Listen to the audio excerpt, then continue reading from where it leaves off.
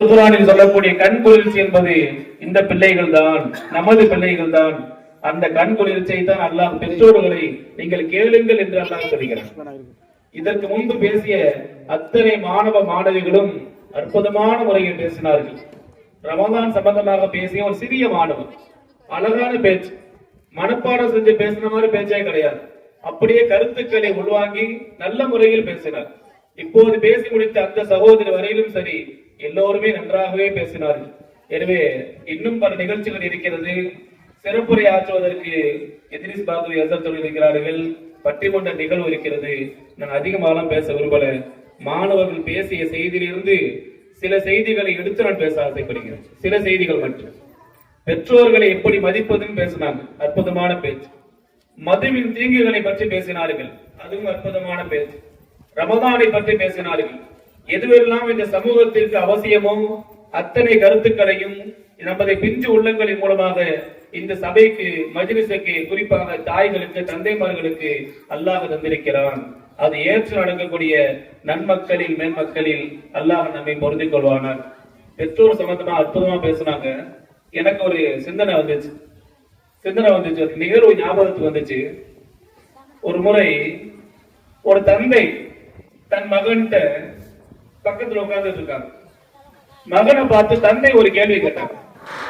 என்ன கேள்வி கேட்டாங்கன்னா, அவங்க இருந்த இடத்துல அந்த தாழ்வாரத்துல முற்ற பகுதியில ஒரு பறவை வந்து உட்காரு. மகன்கிட்ட தந்தை கேட்கிறாங்க, மகனே அது என்ன அது அப்படின்னு கேட்டாங்க. இவர் சொன்னாராம், காக்கா அப்படின்றாங்க. திருப்பி காட்டார் அவர், மகனே அது என்ன மாதிரி? திருப்பி அவர் காக்கா அப்படின்னு இருக்கார்.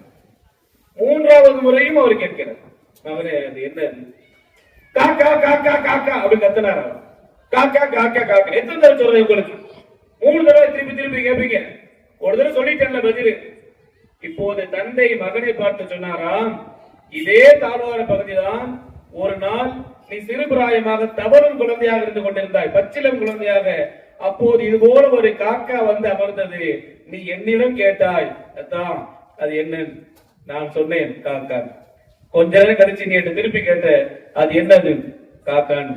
அதற்கு பிறகும் கேட்ட, காக்கான்னு. நீ கேட்டது என்னிடத்தில் 3 முறை அல்ல, 25 தடவைக்கும் மேலாக கேட்டாய். அத்தனை தடவையிலும் நீ எனது பிள்ளை என்பதை, அந்த கரிசனத்தை மனதில் வைத்துக் கொண்டு இரக்கத்தோடு கருணையோடு உன்னை கடிந்து கொள்ளாமல் காக்கா காக்கா என்றே அமைதியாக பதில் சொன்னேன். ஆனா நான் 3 தடவை கேட்ட போவ உனக்கு இப்படி கோபம் வந்து என்னோட கத்திரியப்பா என்று தந்தை மகனை பார்த்து கேட்டார்களாம். இதுதான் உலக வாழ்க்கை. பெற்றோரை நாம் இப்படித்தான் இன்றைக்கு மதித்துக் கொண்டிருக்கிறோம். ஒரு சுயமா ஒரு கருத்து சொல்ல வந்தா, வேலை பார்த்துட்டு கம்முன்னு இருக்கிறீங்களா, நீங்க உண்டு வேலை உண்டு இருங்க, வயசாயிருச்சுல அமைதியா ஒதுக்கி இருந்தா என்ன என்று பெற்றோரை பார்த்து நாம் பேசுகிறோம். பெற்றோர்கள் நமக்கு பேச கற்றுக் கொடுத்தவர்கள். அம்மா அத்தா என்று நாம் சொன்னது பெற்றோர்கள் சொல்லிக் கொடுத்ததுதான். அல்லாஹ் நபி என்று சொன்னதும் அவர்கள் கற்றுக் கொடுத்ததுதான். லா இலாஹ இல்லல்லாஹ் முஹம்மது ரசூலுல்லாஹ் என்ற கலிமாவை நாம் பிறந்த போதே அறிந்து வரவில்லை. அதை கற்றுக் கொடுத்தவர்கள் பெற்றோர்கள் தான். ஆனால் அந்த பெற்றோரை கூட வாய் முடிவு அமைதியா இருங்க, எதுவும் பேசாதீங்க என்று இன்றைக்கு கருத்து சுதந்திரத்தை கூட நாம் பறித்து விட்டோம். அல்லாஹ் அதிலிருந்து பாதுகாப்பானாக. பெற்றோரை நோவினைப்படுத்தியவர்கள் இம்மையிலும் சரி நாளை மறுமையிலும் சரி கேவலப்படுவார்கள். அதிலிருந்து அல்லாஹ் பாதுகாப்பானாக. மறுமை என்பது நம்மை விட்டு மறைந்திருக்கிறது. ஆனால் இந்த உலகத்திலேயே பெற்றோரை மதிக்காத ஒரு நிலை எப்படி ஆகிறது என்பதை அல்லாஹ் சமூக மக்களுக்கு மத்தியில் காட்டி கொடுக்கிறார். மக்களை பேசிக்கிறாங்க. இவரு அவங்க அம்மா அத்தாவை எப்படி நடத்தினாரோ அதே மாதிரி இப்போ அவருடைய பிள்ளைங்க நடத்திட்டு இருக்காங்க என்று சொல்ல வைக்கிறார். அல்லாஹ் சில நேரங்களில் நிதர்சனமாக சில மக்களுக்கு படிப்பனையாக ஆக்கிறான். அப்படிப்பட்ட மக்களிலிருந்து அல்லாஹ் நம்மை பாதுகாப்பானாக. மது சம்பந்தமாக அந்த சகோதரி அற்புதமான முறையில் புள்ளி விவரங்களோடு அழகாக பேசினார்கள். அவர்கள் சொன்ன ஒரு பாயிண்ட், இந்தியா விளையாட்டுல முதலில் இடம்பெறுதோ இல்லையோ, மது விஷயத்துல, போதை விஷயத்துல முதலிடம் பெறும் அளவிற்கு முன்னேறி கொண்டிருக்கிறது என்று சொன்ன வார்த்தை உண்மையிலே அது சிந்திக்கக்கூடிய, கவனிப்பட வேண்டிய விஷயம். அந்த அளவிற்கு இன்றைக்கு இளைஞர்கள் மது விஷயத்தில், போதையில் அதிகம் தன்னை அடிமையாக்கி கொண்டிருக்கிறார்கள். அல்லாஹ் இந்த சமூகத்தை பாதுகாப்பானாக. மது என்று சொல்லும் போது அந்த இடத்துல எனக்கு ஒரு நிகழ்வு வந்தது, ஞாபகத்துக்கு வந்தது. ஒருத்தர் ஒரு ஊர்ல அந்த ஊர் மக்கள் எல்லாம் ஒரே கடுமையான குடிகாரா இருந்திருக்காங்க. இவங்க எப்படி திருத்துறதுன்னு யோசிச்சிருக்காரு. யோசிச்சவர் ஒரு நாள் பயிற்சி மாதிரி பிராக்டிக்கலாவே செஞ்சு காட்டிடுவோம் அப்படின்னு சொல்லி எல்லா மக்களையும் கூப்பிட்டு ஒரு கிளாஸ்ல சாராயத்தை எடுத்து வச்சுக்கிட்டு இன்னொரு கிளாஸ்ல இந்த மண் புழு, இந்த சின்ன சின்ன புழுக்களை எடுத்து வச்சிருக்க. எல்லாரும் இங்க பாருங்க, ஒரு கையில நான் கிளாஸ் சாராயம் வச்சிருக்கேன், இன்னொரு கையில இந்த புழுக்களை வச்சிருக்கேன். இப்ப கவனிங்க அப்படின்னு சொல்லி உயிரோடு இருக்கக்கூடிய அந்த புழுவை எடுத்து அந்த சாராயத்தினுடைய அந்த கிளாஸ்ல போடுறேன். அப்படியே அது துடித்து அப்படியே இறந்து போகுது, துடித்து இறந்து போகிறது. இப்ப சொன்னாரா, பாத்தீங்கல இதுல இருந்து நீங்க என்ன விளங்குனீங்க, இவர் என்ன விளக்கம் சொல்ல போறாருன்னு சொல்லி எல்லாரும் அமைதியா இருக்காங்க. அதுல ஒரு ஆசாமி மட்டும் கையை தூக்கிருக்கு, நான் சொல்றேன் அப்படின்னு. நீ சொல்லுப்பா அப்படின்னு. இவர் நினைச்சிருக்காரு மனுஷன் நல்ல கருத்து சொல்ல போறாங்க. அந்த ஆள் சொல்லியிருக்கான், இந்த சாராயத்தை குடிச்சா வயிற்றுல இருக்கிற புழு பூச்சிக்கெல்லாம் இப்படித்தான் இறந்து போகுது, இதை பார்த்து நான் புரிஞ்சுக்கிட்டேன். சாராயத்தை உள்ள இறங்கிட்டோம்னா வயிற்றுல இருக்க புழு பூச்சிக்கெல்லாம் இப்படித்தான் இறந்து போகுது நான் கத்துக்கிட்டேன், எனக்கு புரியுது அப்படின்னு. குடிகாரர்கள் தன் மனதை அதிலிருந்து வெளிவந்து மாற்றிக்கொள்ளாத வரை கண்டிப்பாக மாற்ற முடியாது. அது ஒரு அடிமைத்தனம். அப்ப அவரு செயல்முறையில செஞ்சு காட்டுறாரு. மது உள்ளே இறங்கி விட்டால் உள் உறுப்புகளை, இறை பகுதியை, கல்லீரலை, மண்ணீரலை எல்லாவற்றையும் அழித்து விடுகிறது என்று அவர் செஞ்சு காட்டியும் கூட இந்த பூச்சிகள்லாம் இறந்து போன மாதிரி வயிற்றுல உள்ள பூச்சிகளும் இறந்து போகணும் அவர் சொன்ன செய்தி இருக்கு. அது ஒரு சிரிப்பதற்காக இருந்தாலும் கூட அது சிந்திக்க தூண்டக்கூடிய விஷயமாக இருக்கிறது. அன்பானவர்களே, இன்றைக்கு மது விஷயத்தில் இந்த சமூகம் ஏதோ ஒரு பாதை நோக்கி பயணம் தெரியாமல் சென்று கொண்டிருக்கிறது. அல்லாஹ் மதுவின் விஷயத்தில் அடிமைப்படுத்தி விடாமல் அல்லாஹ் நம்ம சமூகத்தை பாதுகாத்து அன்புரிவானாக. அடுத்தடுத்த பேச்சாளர்கள் இருக்கிறார்கள், பட்டிமன்ற நண்பரும் வந்து விட்டார்கள். இதற்கு பிறகு கொஞ்சம் தூரம் பேசணும்னா இடையிலே மயக்க புடுங்கலாம் பிடிக்கிறவாங்க. இதோட உரை முடித்துக் கொள்கிறேன். அல்லாஹ் நமது பொத்தையின் குடியிருப்பினுடைய அந்த மக்களை எல்லா வகையிலும் எல்லா வளங்களையும் நலன்களையும் கொடுத்து பொருத்திக் கொள்வானாக. அந்த மதரசாவில் கல்வி பயிலக்கூடிய மாணவ கண்மணிகளுக்கு ஈரோடு கல்வியிலும் அல்லாஹ் மேன்மைப்படுத்தி வைப்பானாக. வாக்குறுதியாவானா. அல்ஹம்துலில்லாஹி ரப்பில் ஆலமீன். அஸ்ஸலாமு அலைக்கும் வரஹ்மத்துல்லாஹி வபரகாத்துஹு. வலைக்கும் அஸ்ஸலாம் வரஹ்மத்துல்லாஹி வபரகாத்துஹு. அல்ஹம்துலில்லாஹ் அல்ஹம்துலில்லாஹ். எல்லா பெரிய ஒரு விஷயத்தை அது சொல்லியிருக்காங்க. சுருக்கமா சொன்னாலும் நம்ம வாழ்க்கைக்கு தேவையான விஷயத்தை அழகான முறையில சொல்லியிருக்கிறாங்க. அல்லாஹ் ரப்பல் ஆலமீன் அவர்களுக்கு உடல் ஆரோக்கியத்தையும் எல்லா விதமான வளங்களையும் நலங்களையும் இம்மையிலும் மறுமையிலும் அல்லாஹ் தந்தருள் புரிவானாக. ஆமீன். அல்ஹம்துலில்லாஹ். அடுத்தபடியாக நாம் எல்லாம் எதிர்பார்த்து கொண்டிருக்கக்கூடிய சிறப்பான பட்டிமன்ற நிகழ்ச்சி நடைபெற இருக்கிறது. இந்த பட்டிமன்ற நிகழ்வுக்கு நடுவராக புதுக்கோட்டை மாவட்டம் ஜமாத்துல் உலமா சபையின் செயலாளரான SA ஜாபர் ஹசரத் உலவி ஹசரத் அவர்கள் இப்பொழுது உங்கள் முன்னால் நடுவராக வருகை தந்திருக்கிறார்கள். மேலும் இந்த சிறப்பான பட்டிமன்றத்திற்கு தலைப்பு என்னவென்று சொன்னால், உயர்ந்த வாழ்க்கைக்கு உறுதுணையாக இருப்பது கல்வியா செல்வமா என்கின்ற தலைப்புக்கு கீழே பட்டிமன்றம் நிகழ இருக்கிறது. கல்வியே என்கின்ற தலைப்புக்கு கீழே ஃபாசிலா ஜமால் மொஹிதீன் அவர்களுடைய மகள் ஃபாசிலா அவர்களும் பேச இருக்கிறார்கள். இரண்டாவதாக கல்விக்கு என்ற தலைப்பிலே ஜாகிர் ஹுசேன் அவர்களுடைய மகள் ஜாஃப்ரின் அவர்கள் கல்வியே என்ற தலைப்பிலே பேச இருக்கிறார்கள். அடுத்ததாக செல்வமே என்ற தலைப்பிலே ஹமீர் சுல்தான் அவர்களுடைய மகள் சஃபியானா பேச இருக்கிறார்கள். நான்காவதாக ஜமால் மொஹிதீன் அவர்களுடைய மகள் ஜசீரா அவர்கள் செல்வமே என்கின்ற தலைப்பிலே பேச இருக்கிறார்கள். அல்ஹம்துலில்லாஹ். இப்படித்தான் முடிவு செய்து ஏற்பாடு செய்திருந்தோம்.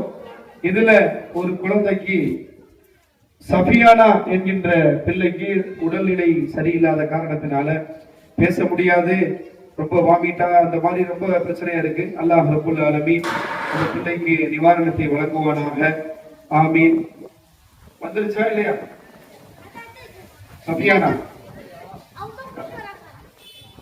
நிவாரணத்தை அல்லாஹ் தருவானாக. இன்ஷா அல்லாஹ் இப்பொழுது பட்டிமன்றம் துவங்க இருக்கிறது. ஹஸரத் அவர்கள் ஆரம்பம்.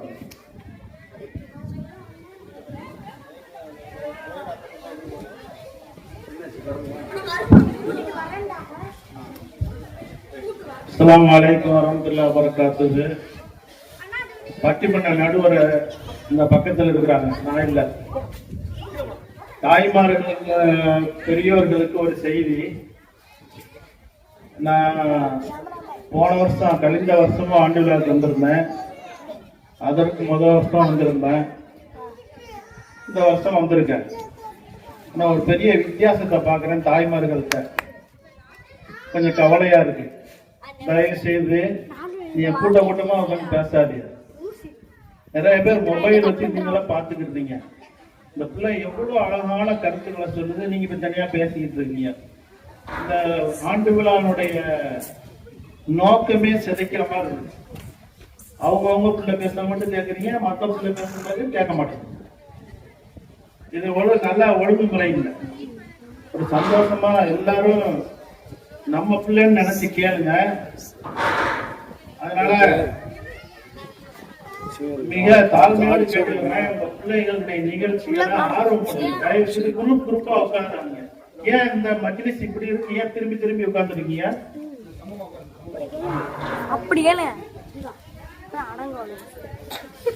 அதனால கொஞ்சம் மாற்றிடுங்க. இந்த ஒத்திய கொடுப்புல நடக்கிற இந்த நிகழ்ச்சிக்காக ஆவடையாப்பட்டின இமாமு, அம்மாப்பட்டின தெற்கு தெரு இமாமு, வடக்கு தெரு இமாம் எல்லாம் வந்து கலந்துக்கிறாங்க. அவங்களாம் அவ்வளோ ஆர்வமா வந்து அவங்க வாழ்த்து தெரிவிக்கிறாங்க. இங்க ஒரே சத்தமா இருக்கு.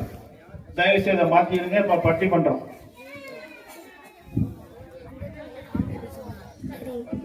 அஸ்ஸலாமு அலைக்கும் வரஹ்மத்துல்லாஹி தஆலா வ பரகாத்துஹு. அல்ஹம்துலில்லாஹ் அல்ஹம்துலில்லாஹி அதத கல்பிஹி வ ரிதா நஃப்ஸிஹி வ ஸினத அர்ஷிஹி வ மிதாத கலிமாத்தி. اللهم رب الحل والحرام ورب الركن والمقام وبلغ سيدنا وحبيبنا ومرشدنا مولانا محمدا صلى الله عليه وسلم مما تحية وسلاما. قال الله تعالى في القرآن العليم وفي الفرقان المجيد: أعوذ بالله من الشيطان الرجيم. بسم الله الرحمن الرحيم. قل هل يستوي الذين يعلمون والذين لا يعلمون. صدق الله العليم. وقال نبينا رسول الله صلى الله عليه وسلم: إنما علي مريمان وكما قال عليه الصلاة والسلام.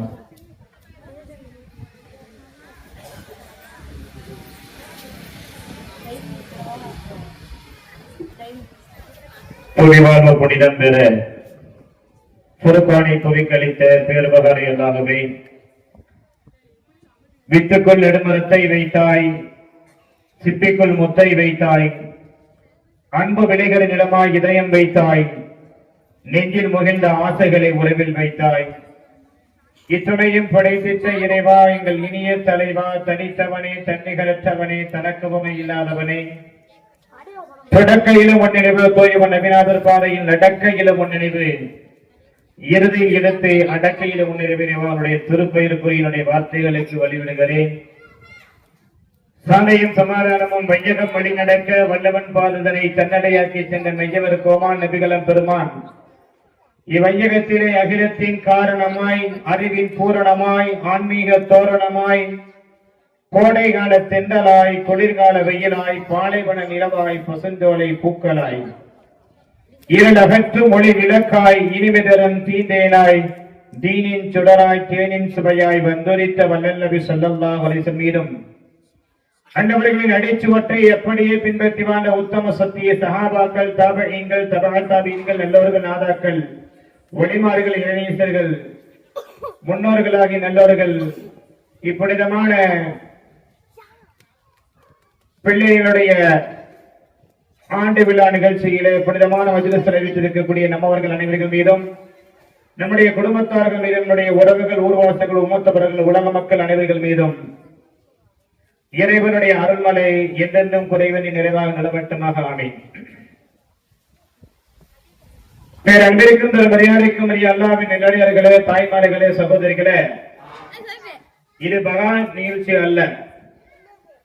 பட்டிமன்றம் குறைந்த பிள்ளைகளே இருக்கின்றன. அவர்கள் அமைதி காலத்தை இந்த பட்டிமன்றத்தை நிகழ்ந்து தருமாறு அன்போடு கேட்டுக்கொள்கின்றேன். சுருக்கமா முடிச்சுருவேன். நம்மளுக்கு உடம்பு சரியில்லை. இன்னைக்கு ஆலங்குடி பட்டமளிப்பு போல, அதே போல அங்கிட்ட ஹவாயியா பட்டமளிப்பு போல அங்க போய் உடல்நிலை செல்ல இடத்துல வந்திருக்கு. அஜர்த்து எப்படியா வந்துருங்க, அஜர்த்து படுத்துறாங்கன்னு சொன்னாங்க.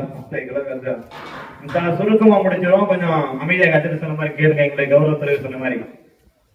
அன்றைக்கினியவர்களே, எல்லா பட்டிமன்றங்களும் சொல்வதுதான் வழக்கம். பட்டிமன்றத்துக்கு ஏன் பட்டிமன்றம் பேர் வந்துச்சு? என்ன தம்பி தெரிஞ்சிருக்கிறவங்க பட்டிமன்றத்துக்கு ஏன்? கேரளாவில நாய்க்கு பேரு பட்டின்னு சொல்லுவாங்க.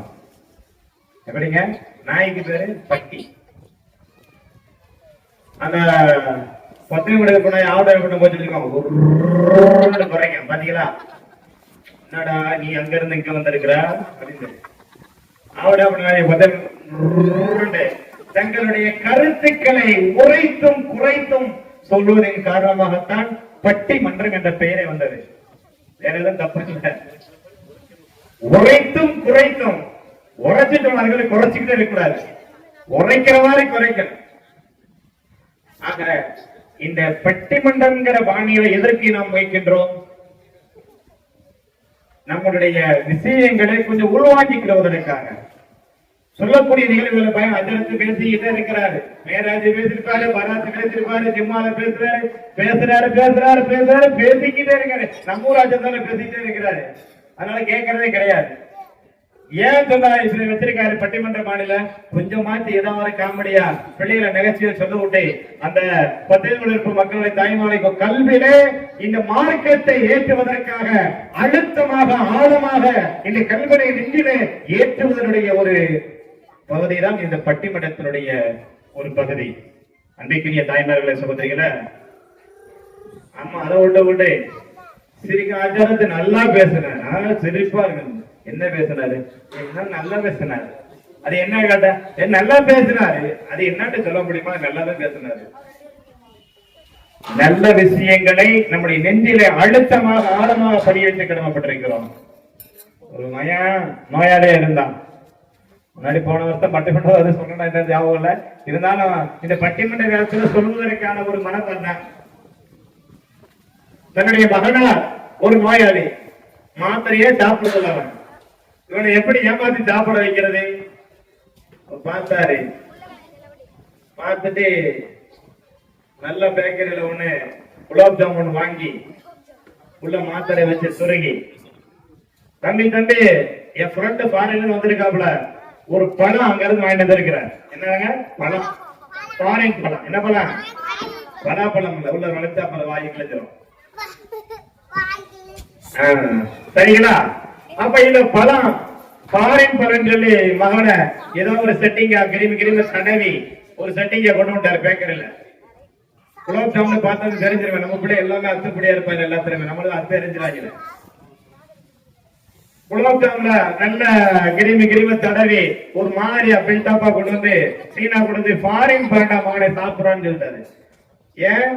அவருக்கு எந்த நோய் இருக்கிறதோ அந்த நோய் தீர வேண்டும், அதனால நிவாரணம் கிடைக்கின்ற நன்னோக்கத்தோடு அந்த குலோப் ஜாமுன்குள்ள மாத்திரையை வச்சு அனுப்பிட்டார். வாங்கி சாப்பிட்டான். புள்ளைக்கு பிறந்து போனியா போகும். இதை ஏமாத்த அவனுக்கு மேல அப்பா தைக்கிறான். என்னடா சாப்பிட்டியா? சாப்பிட்டுட்டா, சூப்பரா இருக்குதா, அந்த கொட்டையை துப்பிட்டுட்டா அப்படின்ட்டா. சாப்பிட்டேன், அந்த கொட்டையை துப்பிட்டேன்னு சொல்றான். எது மெயின்? அந்த மாத்திரை அவன் சாப்பிடணும், அவன் நிவாரணம் பெற வேண்டும் என்ற நன்னோக்கத்தோடு கொடுக்கப்பட்ட அந்த மாத்திரை கீழே துப்பப்பட்டு விட்டது.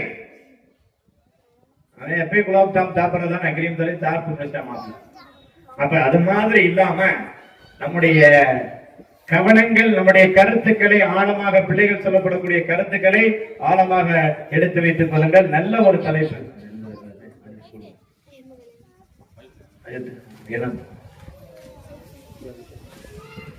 உயர்ந்த வாழ்க்கைக்கு உறுதுணையாக இருப்பது கல்வியா செல்வமா? கல்வியும் தான் வேணும். கல்வி கற்க செல்வம் தான் வேணும். இன்றைய காலகட்டத்தில் கல்விக்கு செல்வதெல்லாம் முடியாது. எம்பிபிஎஸ் டாக்டர் வேணா இன்னைக்கு 40 லட்சம் ரூபாய் வேணும். டாக்டர் சீட்டு வாங்குறதுக்கு கல்வி முக்கியம் தான். அந்த கல்வியை இலவசமா பெற முடியுமான்னு சொன்னா அந்த கல்வியை எம்பிபிஎஸ் டாக்டர் வேணுமா 40 லட்சம் ரூபாய் வேணும். எந்த ஒவ்வொரு டிகிரிக்கும் ஒரு நிர்ணயம் வைக்கப்பட்டது. இன்னைக்குன்னா கம்பெனியை திறக்கிற மாதிரி காலேஜுக்கு திறந்துட்டாங்க. கம்பெனியை திறக்கிற மாதிரி காலேஜுக்கு திறந்துட்டாங்க. கம்பெனிகளை எப்படி வருமானங்கள் ஈட்டுகிறார்களோ, எப்படி தங்களுடைய பொருளாதாரத்தை அவர்கள் பெருக்கிக் கொள்கிறார்கள், அதே போல இன்னைக்கு பள்ளிகள், ஸ்கூல்கள், காலேஜுகள் இன்னைக்கு இது மணிக்கோடு பால்வாடி ஒரு பொதுக்கோட்டை தூக்கிட்டு போறான். மகர்த்தாக்கு பார்த்தா அச்சர் சொல்ல பார்த்தா மேப்பு போட்டிருக்கு. இந்தியா மேடம் மேப்பு மாதிரி வாடி வடிச்சுக்கிட்டு வர்றாங்க. மாத்தாங்க சொல்ல வடிச்சுக்கிட்டு வர்றான். மாத்தாக்கு என்னடா மூஞ்சி அதுக்கு ரெஸ்பான்ஸ் கொடுக்கறது. மாத்தாக்கு வாடி வடிஞ்சு ஏரியா பூரா மேப்பு போட்ட மாதிரி அங்க வட வட வட வட வடந்துருக்கு. போய் மூஞ்சை கழிட்டு வளர்த்துறாங்க. அது ஏன்னா அவரை பார்த்தா அவருக்கு தூக்கு வந்துடும்.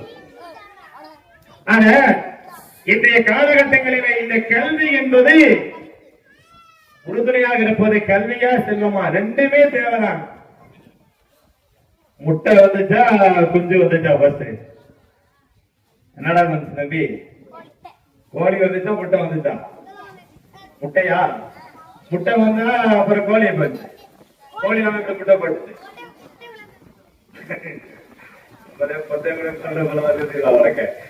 வெயில் நடுவுல பண்றவனுக்கு பயங்கரதான் நிறுத்துறாங்க.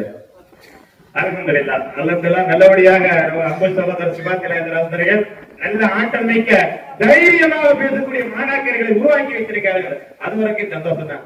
இன்னைக்கு காலேஜ்ல படிக்கணும், டைப் படிக்கிறதுக்காக ஆளு கூட்டத்தை பார்த்துட்டு பேசுறா அப்படின்னா டைப் படிக்கிறதுக்கு ஆளு. அல்ஹம்துலில்லாஹ் பிள்ளைகளை தைரியம் ஊட்டியவரை பார்த்தெடுத்திருக்கிறார். அதான் ஆசிரியருக்கு எல்லா விதமான வளங்களை பழங்களை தந்து உருவானாங்க. அதே போல பேச வரட்டு என்ன பேசுறாங்க பார்ப்போம். ரெண்டுமே முக்கியம்தான். அதனால அதனை பேசுவதற்காக கல்வியை உயர்ந்த வாழ்க்கைக்கு உறுதுணையாக இருப்பதை கல்வியை என்று பேசுவதற்காக ஹமீர் சுல்தான் அவர்களின் செல்வ புதல்வி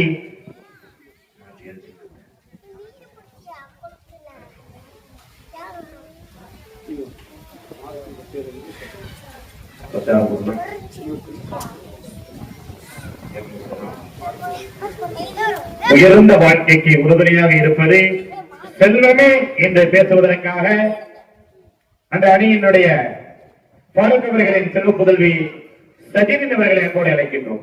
வாங்க உங்களுடைய கருத்துக்கள் ஆழமா சொல்லுங்க.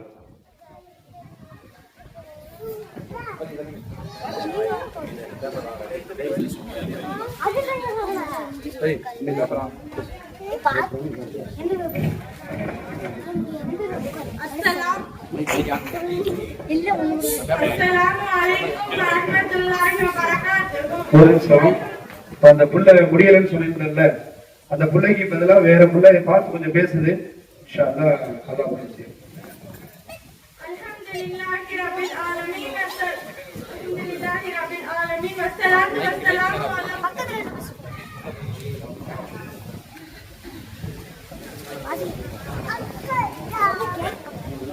السلام عليكم ورحمة الله وبركاته. الحمد لله رب العالمين والصلاة والسلام على سيدنا محمد وعلى آله وصحبه أجمعين. அளவற்ற அருளாக நிறைவேற்ற அன்புடைய அல்லாஹ்வின் திருப்பெயரால் ஆரம்பம் செய்கிறேன். உயர்ந்த கல்விக்கு உறுதுணையாக இருப்பது கல்வியா செல்வமா என்ற தலைப்பில் இங்கு ஒரு அழகான பட்டிமன்றம் நடந்து கொண்டிருக்கிறது. சீரும் சிறப்புமாக நடத்தி கொண்டிருக்கும் எங்கள் பள்ளியின் ஹஜ்ரத் அவர்களே சட்டையில் நிறைய ரூபாய் நோட்டுகளை அடுக்கி வைத்து கம்பீரமாக உயரமாக உட்கார்ந்திருக்கும் செல்வ சீமானின் அருமை நடுவர் அவர்களே, செல்வ செழிப்பால் முகத்தில் மகிழ்ச்சியோடு அமர்ந்திருக்கும் எனது அணியின் செல்வத்தார்களே, பாவம் சாப்பிட்டு பல நாள் மாதிரி முகவாட்டத்தோடு ஏக்கத்தோடு அமர்ந்திருக்கும் எதிரணி ஓட்டத்தார்களே, இந்த பட்டிமன்றத்திற்கு வருகை தந்திருக்கும் பள்ளியின் நிர்வாகத்தார்களே, ஜமாத்தார்களே, என் அருமை தாய்மார்களே, உங்கள் அணியிற்கு என் இதயம் என்னும் பள்ளத்திலிருந்து துள்ளி எழும் சலாம் கூறி என் உரையை ஆரம்பம்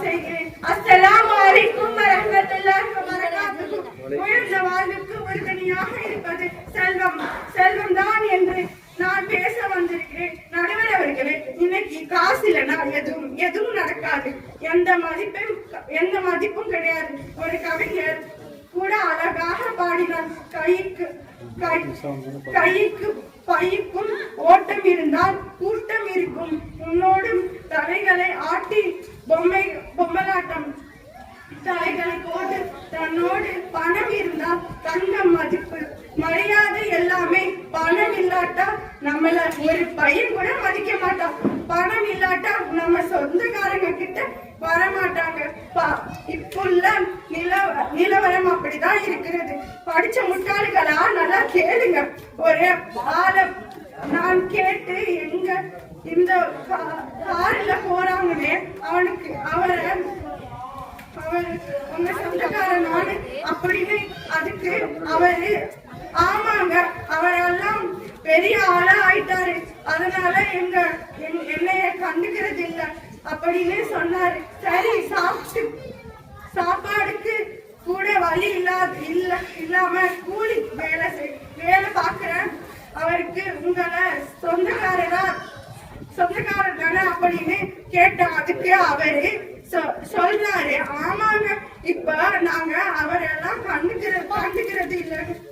பாத்தீங்களா நடுவர் அவர்களே, கார்ல போறவன் இவரை கண்டுக்கிறது இல்லையா, வேலை பாக்குறவன் இவன் அவனை கண்டுக்கிறது இல்லையா. பணம் தாங்க எல்லாமே. நான் எதிரணி பார்த்து கேக்குறேன், ஏமா படிச்சவங்களே நல்லா தெரிஞ்சுக்கோங்க, துட்டுக்கு இல்ல உங்க எதிரணி கூட்டமாதி மதிக்க மாட்டான். ஏன் நீங்க பெத்த பிள்ளைங்க கூட உங்களை மதிக்க மாட்டாங்க. அதான் ஒரு கவிஞர் அருமையா பாட்டு பாடினானே, பானையில் சோறு இருந்தா பூனை கூட சொந்தமடா, பொட்டியில் பணம் இருந்தா புள்ள கூட சொந்தமடா. அதனாலதான் படிச்சவங்க எல்லாம் முட்டை கட்டிட்டு எங்களை மாதிரி சம்பாதிக்கிறாங்க.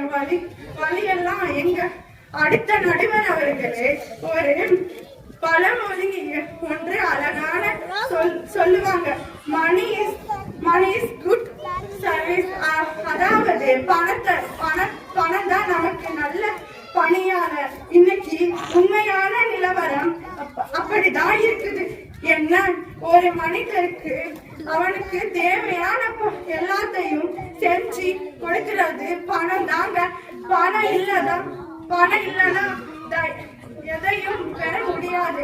நடுவர் அவர்களே, கல்விதான் புத்தகம். அவங்க பெருசா பேச வந்துட்டாங்க. நான் கேக்குறேன், நீங்க படிச்ச அந்த மைக்கு, நீங்க புடிச்சு பேசுற மைக்கு கூட எங்க பணத்தாலதான் வந்துச்சு, இல்ல உங்க கல்வியால வந்துச்சா?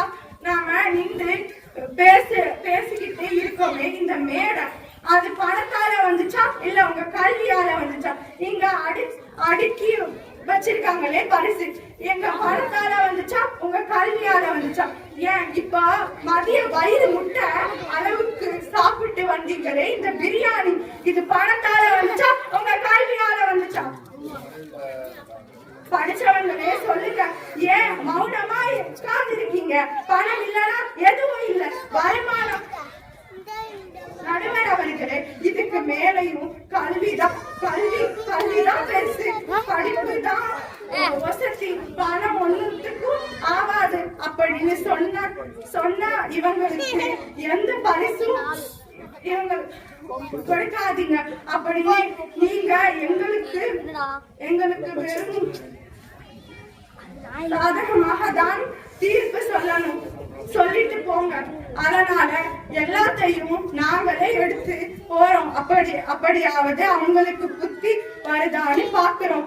அது மட்டும் இல்ல நடுவர் அவர்களே, இன்னைக்கு எத்தனையோ அப்பாக்களுக்கு அவர் பெற்ற புள்ள சோறு போடுறதில்லை, அவர் வாங்குற பென்ஷன் தான் சோறு போடுது. ஒரு ஆண்ட எங்க உங்களுக்கு 5 ஸ்டார் இருக்கிறது, அதுல எந்த சன் உங்களை கவனிச்சு இருக்கிறது அப்படின்னு அதுக்கு அவர் சொன்னாரு, எந்த சன்னும் என்னை கவனிக்கிறது இல்ல, நான் வாங்குற பென்ஷன் தான் என்ன பாத்துக்கிறதுன்னு சொன்னார். நடுவர் அவர்களே, இன்னைக்கு நிறைய பேருக்கு கஞ்சி ஊத்த கூட யாரும் இல்ல. பணம் இல்ல அவங்களுக்கு படிச்ச கல்விதான். அதனால படிப்பை பத்தி காசுக்கு உதவுவது பணம் தான். எல்லாமே அது மட்டுமா நடுவர் அவர்களே? படிப்பு தான் பொண்ணு மண்ணுக்கும் பேச வந்துட்டாங்களே. இன்னைக்கு பணம் இல்லைன்னா நம்ம எல்லாம் ஏதாவது செய்ய முடியுமா? இல்ல பாஸ்டர் பக்கத்துல இருக்கிற போஸ்டர் போக்குறி ஒரு கால் கிலோ வருது, அதான் வாங்க முடியுமா? அஸ்ஸலாமு அலைக்கும் வரஹ்மத்துல்லாஹி வபரகாத்துஹு. மாஷா அல்லா, மாஷா அல்லா. லைசன்ஸ் வாங்கி வண்டி ஓட்டுறதுக்கும் எல்போட வண்டி ஓட்டுறதுக்கும் வித்தியாசம் இருக்கு. லைசன்ஸே எடுக்காம எல்லாம் போட்டே ஓட்டாம இதையுமே போடல வந்து பேசிச்சுன்னா அந்த பிள்ளையை நம்ம பாராட்டக்கூடியது எல்லாம் அவ்வளவு எல்லாம் தரணும். அருமையான முறையில தன்னுடைய கருத்துக்களை ஆழமாக தெரிஞ்சத கொள்ள எப்படி அஞ்சரிச்சு பேச முடியும்? மைக்கு சும்மாவா பேச முடியும்? நம்ம ஊரு நிலையா கிடக்கு மைக்கு. காசு வேணும். காசு இல்லாம மைக்கு வருமா? பரிசு வச்சிருக்கிய பரிசில் எப்படி சும்மாவா வரும்? பாபா கொஞ்சம் சீக்கிரம் முடிச்சிருவோம். அஜரத்தை கௌரவ தலைவரை வாக்கி முன்னாடியே சொல்லிட்டாரு.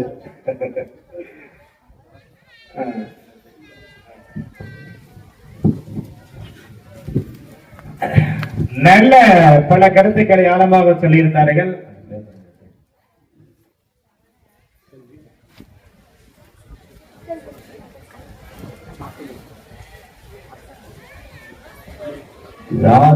நமக்கு வராது. அடுத்து மைக் பத்தி சொன்னாங்க, பரிசு பத்தி சொன்னாங்க. இன்னொன்னு கருத்து அழகான முறையில் சொல்லுச்சு. அதெல்லாம் கேட்டீங்களா? இல்ல இன்னைக்கு பார்ப்போம். இன்றைய சமுதாயத்துல பார்ப்போம். 7 பிள்ளை பத்து ஆம்பளை பிள்ளை, 8 பிள்ளை பத்து.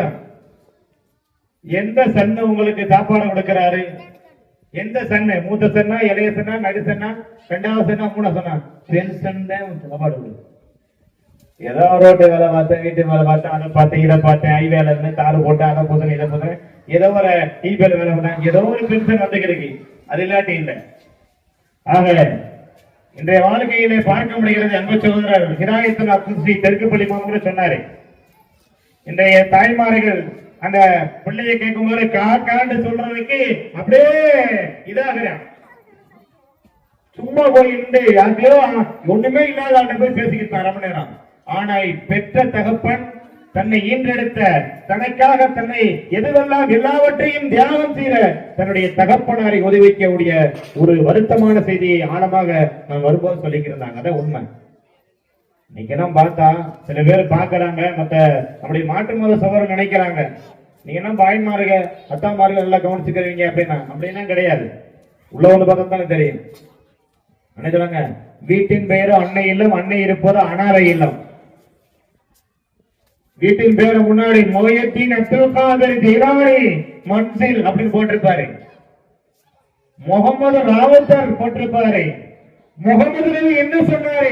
அது வாழ்க்கையில இல்ல, எல்லாம் போட்டு வைப்பாரு.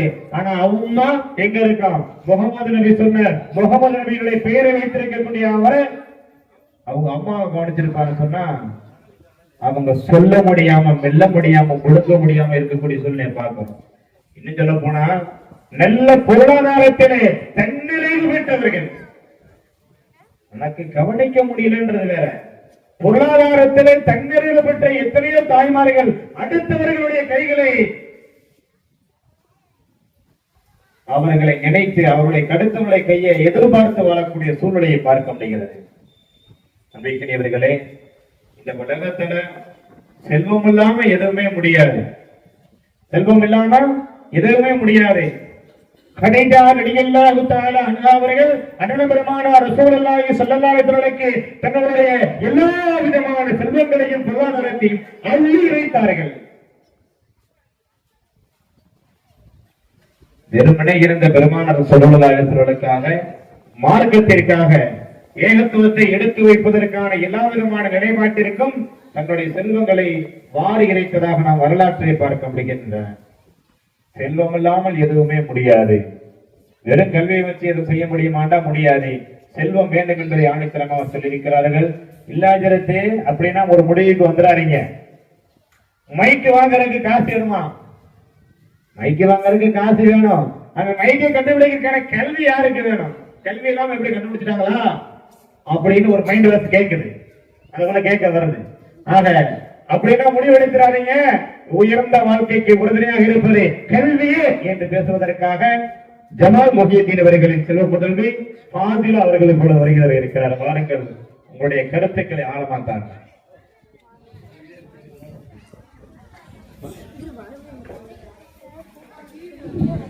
Assalamu alaikum warahmatullahi wabarakatuh. Alhamdulillahi rabbil alamin. Wassalatu wassalamu ala sayyidina Muhammadin wa ala alihi wa sahbihi ajma'in. Amma ba'd. பசிக்கின்ற மனிதனுக்கு ருசிக்கின்ற உணவளித்து ரசிக்கின்ற இறைவனுக்கு புகழனைத்து உண்டாவதாக. சத்திய தூதர் சன்மார்க்க போதகர் நபிகள் நாயகம் ரசூலை கரீம் ஸல்லல்லாஹு அலைஹி வஸல்லம் அவர்கள் மீதும் அவர்களுடைய வாழ்வை அடியோடு பின்பற்றி வந்த உத்தம சத்திய ஸஹாபாக்கள், தாபியீன்கள், தபா தாபியீன்கள், நாதாக்கள், ஷுஹதாக்கள் மற்றும் நம் அனைவரின் மீதும் அல்லாஹ்வின் சாந்தியும் சமாதானமும் என்றென்றும் குன்றாமல் நின்று நிலவட்டுமாக. ஆமீன். உயர்ந்த வாழ்க்கைக்கு உறுதுணையாக இருப்பது கல்வி என்று நான் பேச வந்திருக்கிறேன். நடுவர் அவர்களே, அண்ட புழுகுனா யாருன்னு தெரியுமா? அது நம்ம சதுரினாதான். மண்டை இருக்கும் ஆனால் மூளை இருக்காது, அது யாருன்னு தெரியுமா? அதுவும் நம்ம சதுரினாதான். சத்தம் இருக்கும் ஆனால் பேச்சில ஒண்ணுமே இருக்காது, அது வாசி யாருன்னு தெரியுமா? அதுவும் நம்ம சஃபியானாதான், சதுரினாதான். இப்படி இந்த எல்லா புகழுக்கும் சொந்தக்காரியான சதுரினா வந்தாங்க. முழு பூசணிக்காயார் சோத்துல மறைச்ச கதையாட்டோ பணம் பணம் பணம்னு பேசுறாங்க. நடுவர்களே, நான் கேட்கிறேன், பணம்னா பணம் கூட வாயப்படுத்தும். அப்படி இருக்கும்போது நம்ம சத்திரியா வாயப்படுத்த மாட்டாங்களா என்ன? உலகத்தானே செய்வாங்க நடுவர்களே. அப்புறம் இன்னைக்கு வந்தாங்க வந்து பணம் இல்லைன்னா சொந்தக்காரன் மதிக்க மாட்டான், ஏன் பெத்த பிள்ளை கூட மதிக்க மாட்டான்னு சொன்னாங்க. நான் கேட்கிறேன், அந்த பிள்ளைக்கு சின்ன வயசுலே நபி ஸல்லல்லாஹு அலைஹி வஸல்லம் அவங்க சொன்ன மாதிரி மார்க்க கல்வியையும் ஒழுக்கத்தையும் முறையா கற்றுக் கொடுத்திருந்தா இன்னைக்கு எங்களை மாதிரி பெற்றவங்களுக்கு பெருமை சேர்த்திருப்பாங்க. ஆனா நீங்க என்ன பண்றீங்க? சின்ன வயசுல காசை கையில கொடுத்து ஊதாரித்தனமா சுத்தறீங்க. அப்படி இருக்கும்போது உங்களை எப்படி மதிப்பாங்க? எங்களை மாதிரி மார்க்க கல்வியை கொடுத்து வளர்த்து பாருங்க, அப்புறம் உங்களை தலைக்கு மேல தூக்கி வச்சு கொண்டாடுவாங்க. அப்புறம் சஜினா கேட்டாங்க, இந்த மாதிரி பணத்தால வந்துச்சா கல்வியால வந்துச்சா? இந்த பள்ளி வாசல் பணத்தால வந்துச்சா கல்வியால வந்துச்சா? இந்த பரிசு பணத்தால வந்துச்சா கல்வியால வந்துச்சா? அப்படின்னு கொதிச்சாங்க. நான் கேட்கிறேன், அன்பான தாய்மார்களே, சகோதர சகோதரிகளே, நாம இன்னைக்கு நம்ம எல்லா வேலையும் விட்டுட்டு இங்க வந்து உட்கார்ந்து இருக்கிறது இந்த பள்ளி வாசலையும் பரிசையும் உத்து பார்க்கவா? இல்லையே. பிரியாணியை சாப்பிட்டுட்டு போகவா? இல்லையே. எங்களை மாதிரி மதரசா மாணவங்களோட அறிவையும் கல்வியையும் பார்த்து பூரிப்படைவதற்கு தானே வந்திருக்கிறோம். அப்படி இருக்கும்போது இந்த மாதிரி கல்விக்காகத்தான், இந்த பள்ளிவாசலும் கல்விக்காகத்தான், இந்த பரிசுகளும் கல்விக்காகத்தான். எனவே கல்வி சிறந்ததா இல்ல இந்த பேராசை பிடிச்ச பணக்காரர்களோட பணம் சிறந்ததா? கல்விதானே சிறந்த நடுவர்களே. அப்புறம் இன்னைக்கு காசு இல்லாம பஸ்ல போக முடியாது, அப்படி போனாலும் இறக்கி விட்டுருவான், அப்படி இப்படின்னு அரிசி விட்டுருவாங்க. நான் ஏன் போக முடியாது? இன்னைக்கு ஒருத்தர் படிச்சு கவர்மெண்ட் வேலை பார்த்து ரிட்டையர் ஆயிட்டானா அரசாங்கம் ஒரு சலுகை வழங்குது, நீங்க காசு இல்லாம எங்க வேணும்னாலும் போயிட்டு வரலாம், எங்க வேணும்னாலும். இன்னைக்கு எங்களோட படிப்பை வச்சு ஒரு பைசா இல்லாம மைசூருக்கே போயிட்டு வரோம். உங்களால போக முடியுமா? இந்த நாட்டுக்காவது போக முடியுமா? எங்களோட படிப்பு வச்சு நாங்க போயிட்டு வருவோம். இப்ப சொல்லுங்க நடுவர்களே, நாங்க சொல்ற கல்வி சிறந்தா இல்ல இந்த பணக்காரர்களோட பணம் சிறந்ததா? கல்விதானே சிறந்த நடுவர்களே. அப்புறம் இன்னைக்கு படிப்பே தேவையில்லை, பணம் தான் தேவையிட்டு இன்னைக்கு இவங்க பேச வந்திருக்காங்க. இன்னைக்கு ஒரு அரபு நாட்டுக்கு போறதா இருந்தாலும் படிப்பு தேவை, ஒரு அரசாங்க வேலை பார்க்கிறதா இருந்தாலும் படிப்பு தேவை. தொட்டில் முதல் மரண கட்டில் வரை, பிறப்பு முதல் இறப்பு வரை மனிதன் அவசியம் பெற வேண்டியது கல்வி. கற்கை நன்றே கற்கை நன்றே, பிச்சை புகிடும் கற்கை நன்றே. காசு இல்லையா? பிச்சை எடுத்தாவது கல்வியை கற்றுக்கொள் என்று நம் முன்னோர் வலியுறுத்தினர்.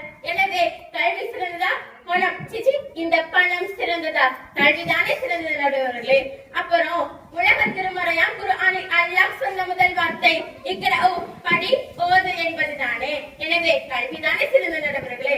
அப்புறம் குர்ஆனில் கேட்கிறான். குல் ரப்பி சித்னி இல்மா, குல் ரப்பி சித்னி இல்மா.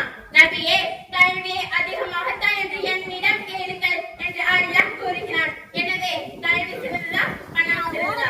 கல்விதானே சிறந்த நடுவர்களே. ஏன் திருவள்ளுவர் கூட திருக்குறள் சொல்கிறார், அறிவுடையார் எல்லாம் உடையார், அறிவிலார் என்னுடைய ரேணுமிலர். ஒரு மனுஷனுக்கு கல்வி கிடைத்து விட்டால், ஒரு மனுஷனுக்கு கல்வி கிடைத்து விட்டால் மற்ற எல்லாம் தானாக கிடைத்துவிடும். எனவே சுலைமான் நபி கூட கல்வியின் மூலமாக அவங்க அல்லாஹ் என்ன கேட்டார், உங்களுக்கு அறிவு வேண்டுமா இல்ல அதிகாரம் வேண்டுமா என்று கேட்டபோது அவர்கள் அறிவை தேர்ந்தெடுத்தாங்க. அதுக்கு அல்லாஹ் சொன்னா, நீங்க அறிவை தேர்ந்தெடுத்த காரணத்தால அறிவையும் வச்சுக்கோங்க, அதிகாரத்தை வச்சுக்கோங்க என்று சொன்னான். எனவே கல்வி சிறந்ததா இல்ல இந்த பேராசை பிடிச்ச பணக்காரர்களோட பணம் சிறந்ததா? கல்விதானே சிறந்தது நடுவர்களே. அப்புறம் ஏன் யூசுப் அலைஹிஸ்ஸலாம் அவங்க கூட கல்வியின் மூலமாகத்தான் சிம்மாசனத்தை அடைச்சாங்க. ஆரம்பத்துல செய்யாத ஒரு தப்புக்காக சிறையில் அடைக்கப்பட்டாங்க. அரசன் கண்ட கனவுக்கு யாரும் விளக்கம் சொல்லாத போது அவர்தான் தன்னோட அறிவை கொண்டு விளக்கம் சொன்னார். எனவே அறிவு சிறந்ததா இல்ல அந்த பணம் சிறந்ததா? அவர் சிறையில் விடுதலை கிடைச்சிச்சு, அத்தோட ஆட்சி கட்டிலும் கிடைச்சிச்சு. எனவே கல்விதானே சிறந்தது நடுவர்களே. இப்படி கல்விதான் சிறந்தது என்பதற்கு அடுக்கடுக்கான ஆதாரங்கள் சொல்லிக் கொண்டே போகலாம். பணம் மனிதனுக்கு நாசத்தை ஏற்படுத்தும். அதற்கு சான்றாக ஹாரூனை பார்த்தாலே போதும். அவனது திறந்த சொத்துக்கள் தான் அவன் அழிவிற்கே காரணமாக இருந்தது. எனவே நடுவர்களே, இவ்வளத்தையும் கேட்ட பிறகு இனி அந்த டீம்ல இருந்து பேச வருவாங்கன்னு நினைக்கிறீங்க? கண்டிப்பா வர மாட்டாங்க. அங்க மண்டையில மூளைன்னு ஒண்ணு இருந்தா, அந்த மூளையில அறிவுன்னு ஒண்ணு இருந்தா கண்டிப்பா வர மாட்டாங்க. துண்ட காணும் துணிய காணும் ஓடிடுவாங்க. எனவே நடுவர்களே, உலகத்துல சாய்த்தவர்கள் எல்லாம் கல்வியை கொண்டுதான் சாய்த்தார்கள். உயர்ந்தவர்கள் எல்லாம் கல்வியை கொண்டுதான் உயர்ந்தார்கள். வெற்றி பெற்றவர்கள் எல்லாம் கல்வியை கொண்டுதான் வெற்றி பெற்றார்கள். எனவே உயர்ந்த வாழ்க்கைக்கு உறுதுணையாக இருப்பதே கல்வியே, கல்வியே, கல்வியே என்று கூறி இத்தோடு எங்கள் வேகம் முடிவடையாது, இன்னும் இருக்கிறது. என் தோழி வருவாய், அறிவு கலைகளை அள்ளி வீசுவாய், காத்திருங்கள் என்று கூறி வாசித்தமான அஸ்ஸலாமு அலைக்கும் வரஹ்மத்துல்லாஹி வபரகாத்துஹு. மழை பெஞ்சு ஓஞ்ச மாதிரி தன்னுடைய கருத்துக்களை ஆழமாக அழுத்தமாக பாஜக சொன்னாங்க. நல்ல கருத்துக்கள். இன்னைக்கு என்னங்க பண்ண முடியும்? செலவத்தை வச்சு பணம் 10 செய்யும், வேறொன்னையும் பண்ணோம். எல்லாம் பணம் தானே. இன்றைய காலகட்டங்களில் சமுதாய சீர்கேடுகள் நடப்பதற்கு பணத்திற்காக எத்தனையோ பல கொலைகளை செய்யக்கூடிய சூழ்நிலையை, கேவலமான சூழ்நிலையை நாம் பார்க்க முடிகிறது. பணம் என்ன வேணாலும் செய்யும், பணத்துக்காக என்ன வேணாலும் செய்யலாம். ஆனா கல்வியாளர்கள் இன்றைய சமுதாயத்தில் இன்று அரங்கேறிய முன்னேற்றமாக இருக்கக்கூடிய முன்னோர்கள் எல்லாம் உயர்ந்ததற்கான காரணம் கல்விதான் அப்படின்ற அழுத்தமா சொன்னாங்க. உண்மை அதுதானே. பெருமானார் ரசூலுல்லாஹி ஸல்லல்லாஹு அலைஹி வஸல்லம் யமாமா போரிலே 70 ஹாஃபில்கள் கொல்லப்பட்டார்கள் என்பதை நினைத்து நினைத்து அழுதார்கள், அழுது புலம்பினார்கள் பெருமானார் ரசூலுல்லாஹி ஸல்லல்லாஹு அலைஹி வஸல்லம். எத்தனையோ பல சொத்துக்கள் சூறையாடப்பட்டது. தன்னுடைய ஹதீஜா அம்மையார் அவர்கள் தனக்கு பக்கபலமாக தக்க துணையாக இருந்த அருமை மனைவியார் ஹதீஜா அம்மாவுடைய எத்தனையோ பல சொத்துக்கள் சூறையாடப்பட்டது. எவ்வளவு பல சொத்துக்கள் போயிருச்சு. அதை பத்தினா ரசூலுல்லாஹ் கவலைப்படல. அந்த கல்வி அங்க கல்விமான்கள் 70 ஹாஃபில்கள், குர்ஆனை மரணம் செய்த ஹாஃபில்கள் அங்கே மரணம் அடைந்ததை நினைத்து பெருமானார் ரசூலுல்லாஹி ஸல்லல்லாஹு அலைஹி வஸல்லம் தேம்பி அழுததாக நாம் ஹதீஸ் ஷரீஃபிலே பார்க்க முடிகிறது. பணத்தை பத்தி எந்த பொருட்டும் கிடையாது பெருமானாருக்கு.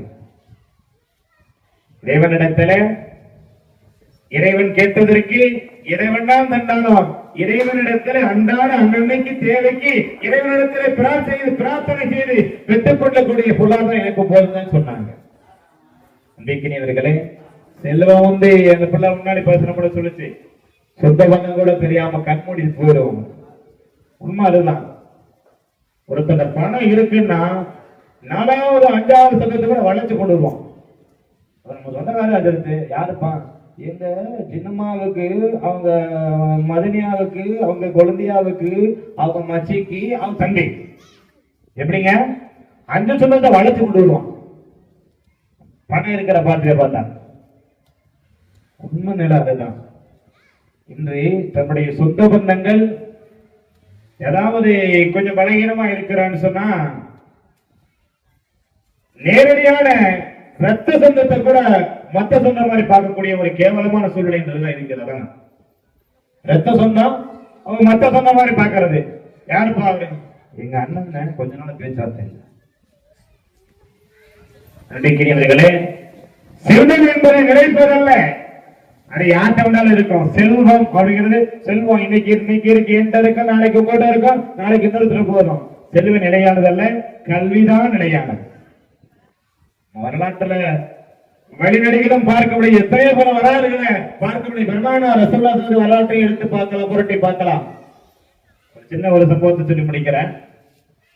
வாயில் இப்னு ஹுஜர் ரலியல்லாஹு தஆலா இஸ்லாத்தை ஏற்பதற்கு முன்பாக, ஏகத்துவத்தை ஏற்றுக்கொள்வதற்கு முன்பாக அண்ணல் பெருமானார் ரசூலுல்லாஹி ஸல்லல்லாஹு அலைஹி வஸல்லம் மரியாதை வந்து நீங்க பாப்பாங்கல்ல, பக்கத்து ஊருக்காரரு, அந்த ஊருக்கார வந்து நீங்க இந்த ஊருக்கார தலைவரை பாக்குறோம், இந்த தலைவர் பக்கத்து ஊர் தலைவரை போய் பாக்குறது மரியாதை நிமித்தமாக பக்கத்து ஊர் விஷயமா பாக்குறதான அந்த வழக்கம்.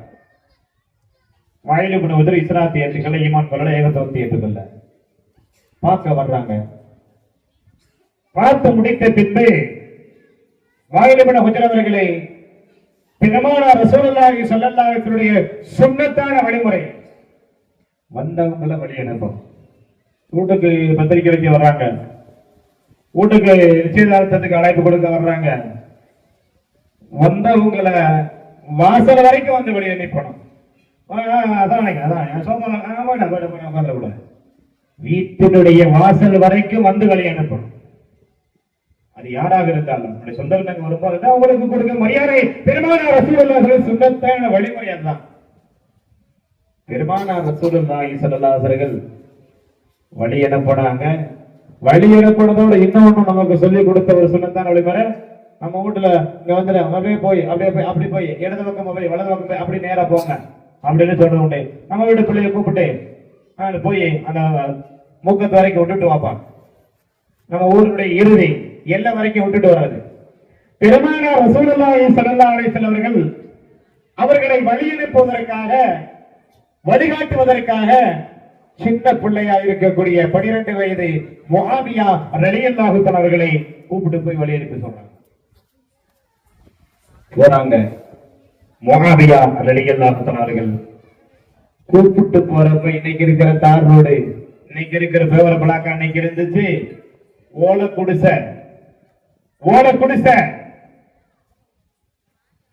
ஓலை குடிசையில இருக்கின்ற அவர்கள் அந்த பகுதி சாலை எப்படி இன்னைக்கு இருக்கிற மாதிரி இருந்துச்சு.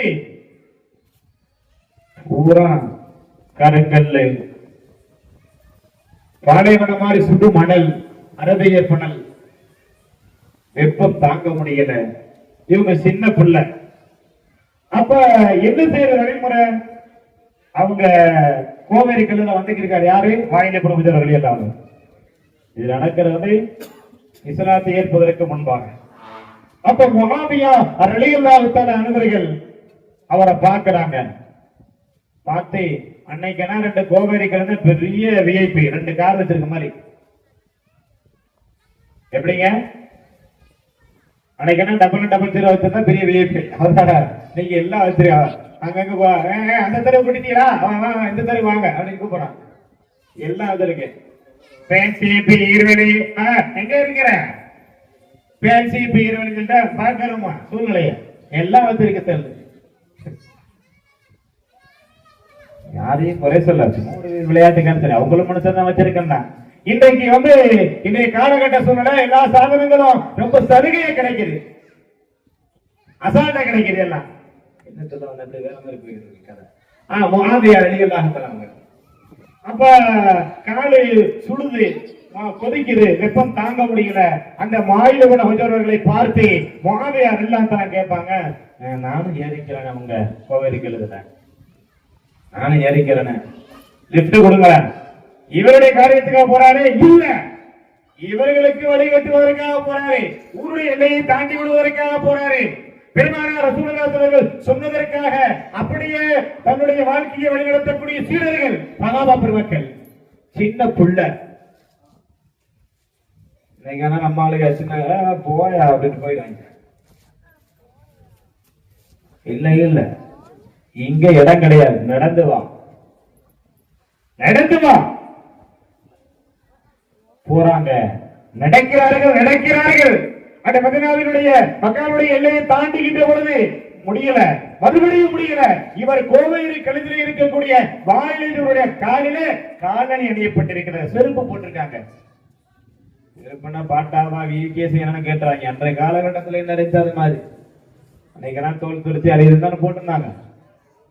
அப்ப கேட்டாங்க, சரி நீங்க மேலதான் ஏத்த மாட்டீங்க கோவேரி கழுதல, நீங்க போட்டுக்க செருப்பு வச்சு கொஞ்சம் கொடுங்க, நான் மாட்டிக்கிறேன்.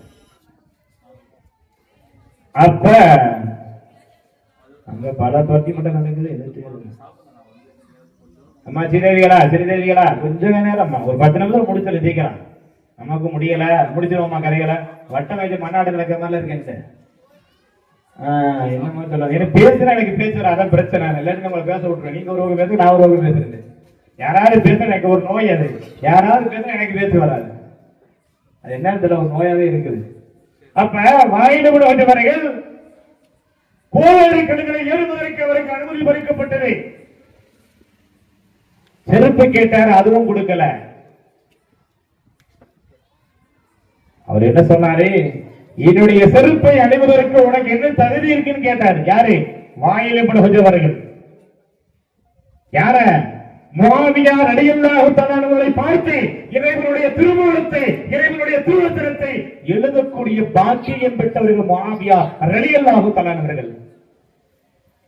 பெருமானார் ரசூலுல்லாஹி ஸல்லல்லாஹு அலைஹி வஸல்லுக்கு எப்பொழுதெல்லாம் மகிமனமோ அப்பொழுதெல்லாம் அவர்கள் சொல்லப்படக்கூடிய ஆயத்துக்களை, வசனங்களை, அத்தியாயங்களை அப்படியே எழுதி வைக்கக்கூடிய மரப்பட்டைகளிலே, எலும்புகளிலே இருக்கக்கூடிய அந்த பாக்கியம் பெற்றவர்கள். திருமூலத்தை இறைவசனத்துடைய திருவசனத்தை எழுதக்கூடிய பாக்கியம் பெற்றவர்கள் முஆவியா ரலியல்லாஹு தஆலா. அவங்களை பார்த்து என் செருப்பு அணிவதற்கு உனக்கு தகுதி கிடையாது, ஒண்ணுமே சொல்லல. ரசூலுல்லாஹ் சொல்லிட்டாங்க. போறாங்க மறுபடியும் வந்து செல்ல விட்டுட்டு வந்தாங்க. கால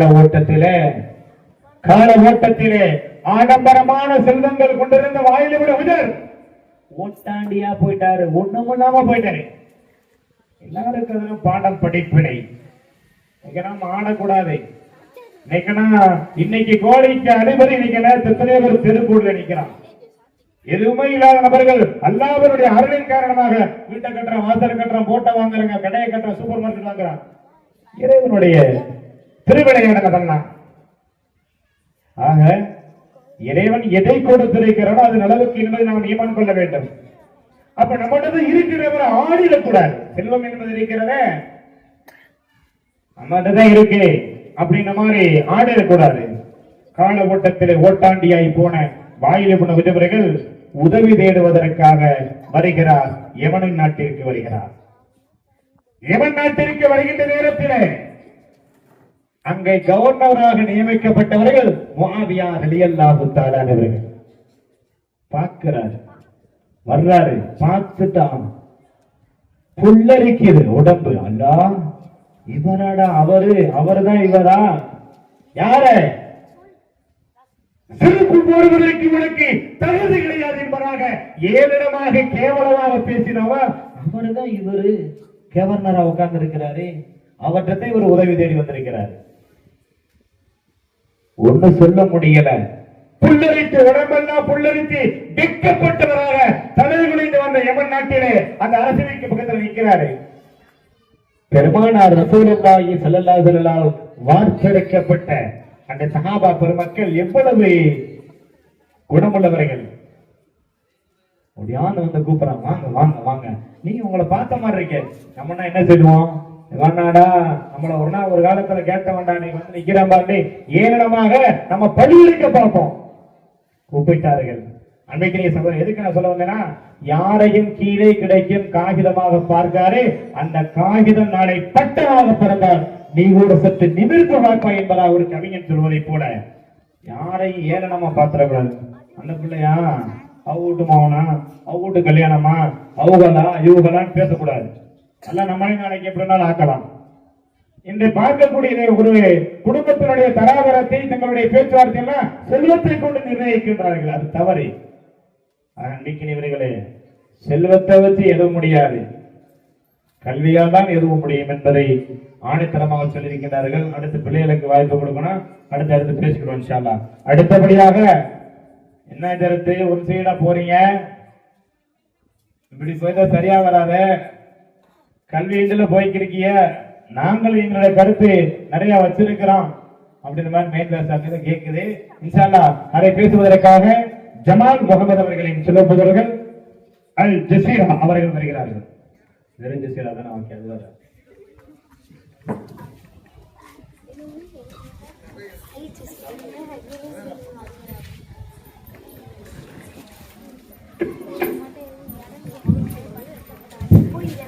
Assalamu alaikum wa rahmatullahi wa barakatuhu. Alhamdulillahi rabbil alamin wa salatu wa salamu ala sayyidil mursalin wa hatamin nabiyyin Muhammadin wa alihi wa sahbihi ajma'in, amma ba'd. செல்வம் தான் உயர்ந்த வாழ்க்கைக்கு உறுதுணையா இருக்கும் என்பதை உறக்க சொல்ல வந்திருக்கிறேன். நடுவர் அவர்களே, எதிரணியிலிருந்து ஒரு கிணத்து தவளை ஒண்ணு வந்துச்சு. அது யார் தெரியுமா? நம்ம ஃபாசிலா தான். அது யார் தெரியுமா? நம்ம ஃபாசிலா தான். மேடையில நின்று அழகா பேசுமான்னு சொல்லி கொடுத்தா கிணத்துக்குள்ள நின்று கத்துற மாதிரி காய்ச்சி பூச்சுன்னு கத்திட்டு போயிட்டாங்க. ஏமா ஃபாசிலா குட்டி, உனக்கு தான் முடியல, ஏன் இப்படி போட்டு மூச்சை புடிச்சு கத்திட்டு போற? சரி, அதெல்லாம் விடு, கத்துனியே, அதுல ஏதாச்சும் ஒண்ணு உருப்படியா இருக்கா? அதுவும் கிடையாது. நடுவர்களே, நம்ம ஃபாசிலா குட்டி சொன்னாங்க, இந்த மைக்கிள் கல்விக்காக, இந்த பள்ளிவாசல் கல்விக்காக, இந்த பரிசு கல்விக்காக, ஏன் நம்ம சாப்பிட்ட பிரியாணி கூட கல்விக்காகவா? எல்லாம் கல்விக்காகத்தான். யார் இல்லைன்னு சொன்னது? நான் என்ன கேட்கிறேன், உங்க கல்விய வச்சு இதெல்லாத்தையும் வாங்க முடியுமா? ஆனா நாங்க எங்க பணத்தை வச்சு இந்த உலகத்தையே வாங்கவும் செய்வோம்.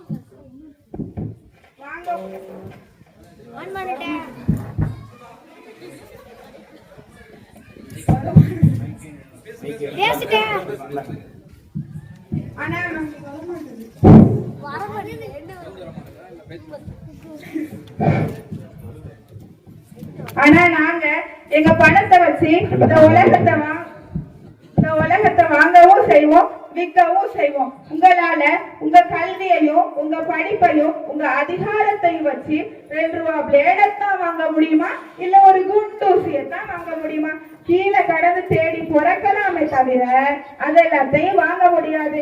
அதனாலதான் நடுவர் அவர்களே, நாங்க பணத்தை பத்தி பேச வந்திருக்கோம். நடுவர் அவர்களே, இன்னைக்கு பணத்தால எவ்வளவு நன்மைகள் இருக்குது தெரியுமா? அதெல்லாம் தெரியாம பெருசா பேச வந்துட்டாங்க 2 பேரும். அன்னைக்கு ஆங்கிலேயர் ஆட்சியில வ.உ.சி. சிதம்பரனார் அவங்க சுதேசி கப்பலை வாங்க முடியாம பணத்துக்கு கஷ்டப்பட்டப்ப ஹாஜி பக்கீர் முகமது அவங்க தான் ரூபாய் 2 லட்சம் கொடுத்து உதவி செஞ்சாரு. நம்ம நாட்டு மானத்தை கப்பல் ஏத்தாம பாதுகாத்தாரு. அவரு ஹாஜி முகமது பக்கீரா இருக்க போய் கொடுத்தாரு. இவங்கள மாதிரி ஒன்னும் இல்லாத பக்கீர் சாவா இருந்தா கொடுத்திருப்பாரா நடுவர் அவர்களே? அப்புறம் அறிஞர் பெனாஷாட்ட பணத்தை பத்தி கேக்குறாங்க.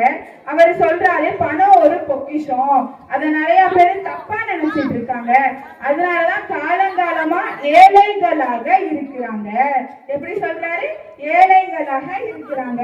அநேகமா நான் நினைக்கிறேன் அவர் இந்த 2 பொழைக்க தெரியாத பசங்களை தான் சொல்லியிருப்பாரோ என்னவோ தெரியல. நடுவர் அவர்களே, இன்னைக்கு உங்க பணத்தை பத்தி இப்படி குறை சொல்லி பேச வந்திருக்காங்க. ஆனா அல்லாஹ் தஆலா என்ன சொல்கிறான் தெரியுமா? நீங்கள் தொழுகையை முடித்து விட்டால் பூமியில் பரவி சென்று எனது அருளை தேடுங்கள்னு சொல்லி தரேன். இந்த பசங்க மாதிரி வெட்டியா வீட்டுல உட்காந்து வெட்ட சோறு சாப்பிடாதீங்கன்னு சொல்றோம். பாத்தீங்களா நடுவர் அவர்களே, அல்லாஹ்வே அருள் அப்படின்னு சொன்ன விஷயத்த இவங்க நாசம்னு பேச வந்திருக்காங்க.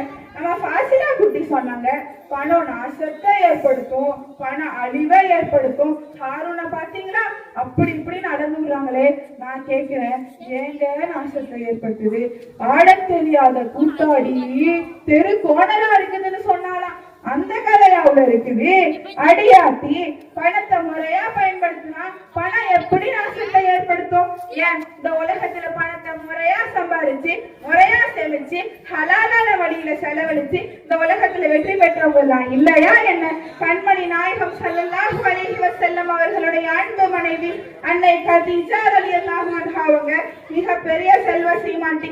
அவங்க முறையா சம்பாதிச்ச பணத்தை ஹலாலா செலவழிச்சதுனால தானே அல்லாஹ்வே அவங்களுக்கு சலாம் சொல்லிவிட்டான். யாருக்கு கிடைக்கும் அந்த பாக்கியம்? பணத்தை கொண்டு தானே அவங்க அந்த பாக்கியத்தை அடைஞ்சாங்க.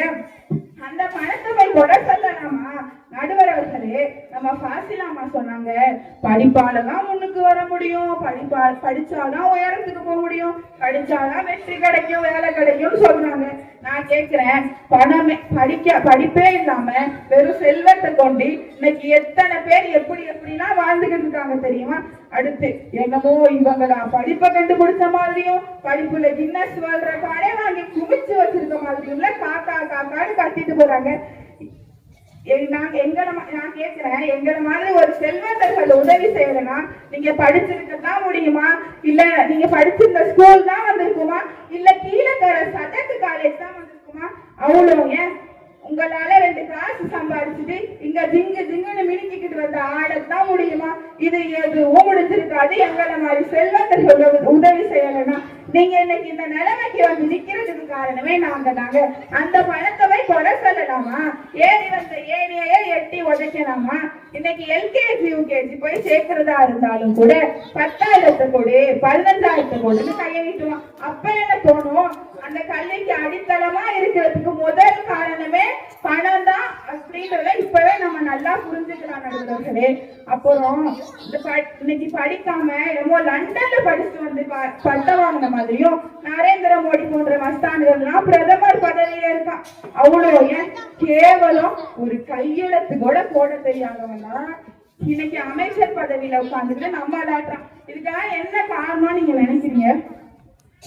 The one and only reason, காசு பணம் துட்டு மணி அது மட்டும்தான். அது இருந்தாதான் அந்த உலகத்துல வாழ முடியும். அது இருந்தாதான் எல்லா மதிப்பு மரியாதை எல்லாம் வரும். பணம் பாதாள வரைக்கும் பாயணும் சும்மாவா சொன்னாங்க? அது மட்டுமல்ல நடுவர் அவர்களே, இன்னைக்கு ஒரு செல்வந்தரை பார்த்தா ஊர் உலகமே மரியாதை கொடுக்குது. எந்த வாசலா இருந்தாலும் அவருக்காக திறக்குது. அவரோட பொன் சிரிப்புக்காக எத்தனை உள்ளங்கள் இயங்குது தெரியுமா? அவ்வளோ ஏன் அவரோட கணப்பு சத்தம் அப்படி கேட்டா கூட எத்தனை கால்களும் தானா என்று சிரிக்குது. அதுக்கெல்லாம் காரணம் என்ன? அவரு செல்வந்தரா இருக்காரு.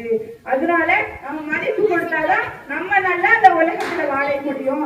பாத்தீங்களா நடுவர்களே, ஒரு செல்வந்தருக்கு இந்த சொசைட்டில எவ்வளவு கண்ணியம் மரியாதை இருக்குன்னு. ஆனா இவங்கள மாதிரி ஒருத்தவங்க படிச்சு போய் வேலை தேடுனா எத்தனை பேரோட கால்ல போய் கேவலமா உழுதுதான் அந்த வேலையை வாங்குறான். அப்படிப்பட்ட நம்ம மானத்துல குளித்தோண்டு பொழைக்கிற கல்வி நம்மளுக்கு தேவையா நடுவர்களே. எனவே உயர்ந்த வாழ்க்கைக்கு உறுதுணையா இருப்பது கல்வி அல்ல, செல்வம்தான் என்று கூறி அவர்களுக்கு இது சாட்டை அடி கொடுப்பீர்கள் என்று நம்பி வாய்ப்புக்கு நன்றி அளித்து அஸ்ஸலாமு அலைக்கும் வரஹ்மத்துல்லாஹி வ பரகாத்துஹு.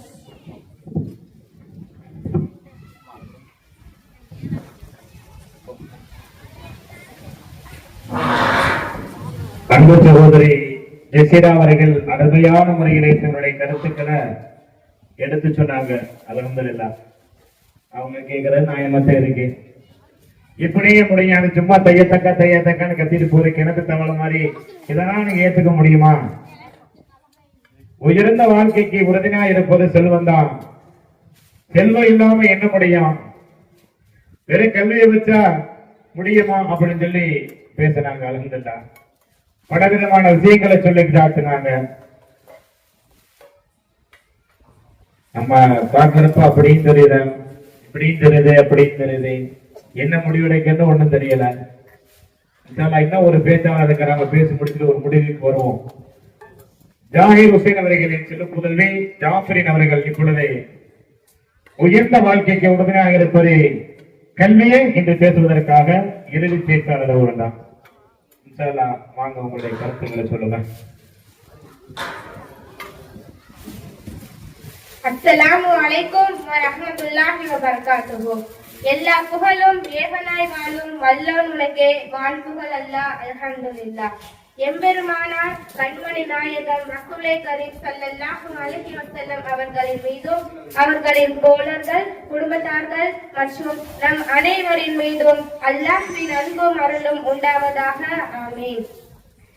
அன்பிற்குரிய அல்லாஹ்வின் நல்லடியார்களே, வார்த்தைக்குரிய நடுவர் அவர்களே, அல்லாஹ் தஆலா திருமறையின் முதல் வார்த்தையாக எதை இறக்கி பெருமை சேர்த்தானோ அந்த கல்விக்கு பெருமை சேர்க்க வந்திருக்கிறேன். அண்ணல் நபி ஸல்லல்லாஹு அலைஹி வஸல்லம் அவர்கள் எந்த கல்வியை கற்றுக் கொடுப்பதற்காக தான் நான் வந்திருக்கிறேன் என்று கூறினார்களோ அந்த கல்வியை உயர்த்தி பேச வந்திருக்கிறேன். அறிவு களஞ்சியம் நடுவர் அவர்களே, படிப்பால் இந்த ஊருக்கு பெருமை சேர்த்து கொண்டிருக்கிறார் என் தோழி பசிலா குட்டி அவர்களே, மலைக்கு கூட ஸ்கூல் பக்கம் ஒதுங்காத கை நாட்டுகளே, எங்க பேச்சை ஆவலாய் கேட்டுக் கொண்டிருக்கின்றார் அறிவு ஜீவிகளே, உங்கள் அனைவருக்கும் மீண்டும் ஒரு முறை சலாம் கூறி என் வாதத்திற்கு வருகிறேன். அஸ்ஸலாமு அலைக்கும் வரஹ்மத்துல்லாஹி வபரகாத்துஹு.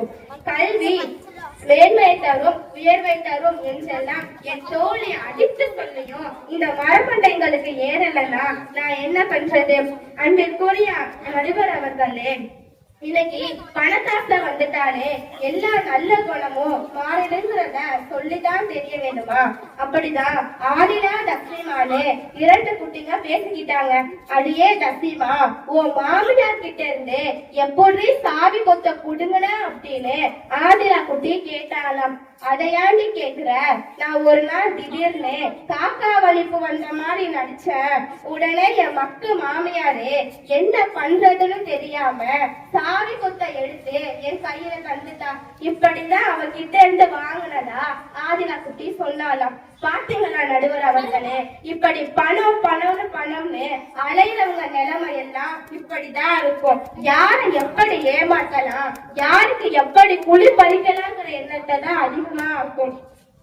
ஏன் செல்வத்துக்கு வக்காலத்து வாங்க வந்திருக்க பணக்காசு பிடிச்சவங்களா? நல்லா சொல்றேன் கேளுங்க. பூட்டி பூட்டி வைக்கிற பணம் சிறப்ப தராது, நரக நெருப்பதான் தரும். இத நான் சொல்லல, அல்லாஹே சொல்றான் கேளுங்க. அல்லாஹ் தஆலா ஹுமஸா என்ற சூறால சொல்றான், யஹ்சபு அன்ன மாலுஹு அஹ்லதா கல்லா லா யுன்பதன்னா ஃபில் ஹுதமா. செல்வத்தை சேமித்து வைத்தவனுக்கு அந்த செல்வம் நிரந்தரமான வாழ்வு தரும் என்று எண்ணிக்கொண்டானா? இல்லை இல்லை, நிச்சயமாக அவன் புதமா என்ற நரகத்தில் தான் வீசப்படுவான். எனவே செல்வந்தர்களே, நீங்க எங்க போகணும்னு நீங்களே முடிவு பண்ணிக்கோங்க. அது மட்டுமல்ல நடுவர் அவர்களே, அபுல் அஹபா பற்றி அல்லாஹ் என்ன சொல்றான்? மா அக்னா அன்ஹு மாலுஹு வமா கஸப். அபுல் அஹபாவின் செல்வங்கள் அவனை காப்பாற்றவில்லை. எனவே செல்வம் என்னைக்கும் சிறப்பு தராது. ஆனா கல்வியை பற்றி அல்லாஹ் சொல்லும் போது உங்களில் ஈமான் கொண்டவர்களுக்கும் கல்வி ஞானம் கொடுக்கப்பட்டவர்களுக்கும் நான் பதவிகளை உயர்த்துகிறேன் என்று கூறுகிறான். அதனாலதான் சொல்லுவாங்க, கற்றவருக்கு சென்ற இடமெல்லாம் புகழ், கல்லாதவருக்கு சென்ற இடமெல்லாம் இகழ். உங்களுக்கு புகழ் வேணுமா இகழ் வேணுமான்னு நீங்களே முடிவு பண்ணிக்கோங்க. அது மட்டும் இல்ல நடுவர் அவர்களே, இவங்க செல்வம் செல்வம்னு குதிக்கிறாங்களே, தங்கம் தங்கம்னு கூப்பாடு போடுறாங்களே, உண்மையிலேயே அந்த செல்வத்துக்கும் தங்கத்துக்கும் என்ன அர்த்தம்னு தெரிஞ்சா இப்படி குதிக்கவும் மாட்டாங்க, கூப்பாடு போடவும் மாட்டாங்க. அர்த்தம் தெரியாம ஆட்டம் போற முட்டாள்களே, நான் சொல்றேன் நல்லா கேளுங்க. கேட்டுட்டு திருந்துறதுக்கு வழிய பாருங்க. தங்கம் செல்வம் செல்வம்னு சொல்றீங்களே, அது செல்வம் இல்ல, செல்வம். செல்வம் செல்வம் சென்று கொண்டே இருக்கும். தங்கம் தங்கம்னு சொல்றீங்களே, அது தங்கம் இல்ல, தங்கம். தங்கம் தங்கம் எங்கேயும் தங்கம். சஃபியானா கிட்டையும் தங்க மாட்டோம், ஜெசிலா கிட்டையும் தங்க மாட்டோம். அதாவது நிரந்தரம் இல்லைன்னு அர்த்தம். இப்படி நிரந்தரம் இல்லாத, உறுதி இல்லாத, ஒரு கேரண்டி இல்லாத இந்த பணத்தை புடிச்சிட்டு தொங்குறாங்களே, இவங்கள விவரம் தெரியாத அப்பாவிங்கன்னு சொல்லலாமா, இல்லனா பிழைக்க தெரியாதவங்கன்னு சொல்லலாமா? நீங்களே சொல்லுங்க நடுவர் அவர்களே. அது மட்டுமல்ல நடுவர் அவர்களே, கல்வி இருக்கு, அது கொடுக்க கொடுக்க பெருகும். ஆனா பணம் என்ன செய்யும்? கொடுக்க கொடுக்க கூடவா செய்யும்? குறைஞ்சுக்கிட்டே தான் போகும். அந்த போறாரே அவர் ஒரு காலத்துல பெரிய லட்சாதிபதியா இருந்தாரு. இப்ப கொடுத்து கொடுத்து வெறும் பிச்சாதிபதியா போயிட்டாரு அப்படின்னு சொல்லலாம். ஆனா படிச்ச ஒரு ஆளை பார்த்தா அந்த போறாரே அவர் ஒரு காலத்துல சாரா இருந்தாரு. இப்ப சொல்லி கொடுத்து அவர் தெரிஞ்ச கல்வி எல்லாம் போய் ஒண்ணும் இல்லாத வெறும் ஸ்கூல் படிக்கிற பையனா ஆயிட்டாரு அப்படின்னு சொல்ல முடியுமா?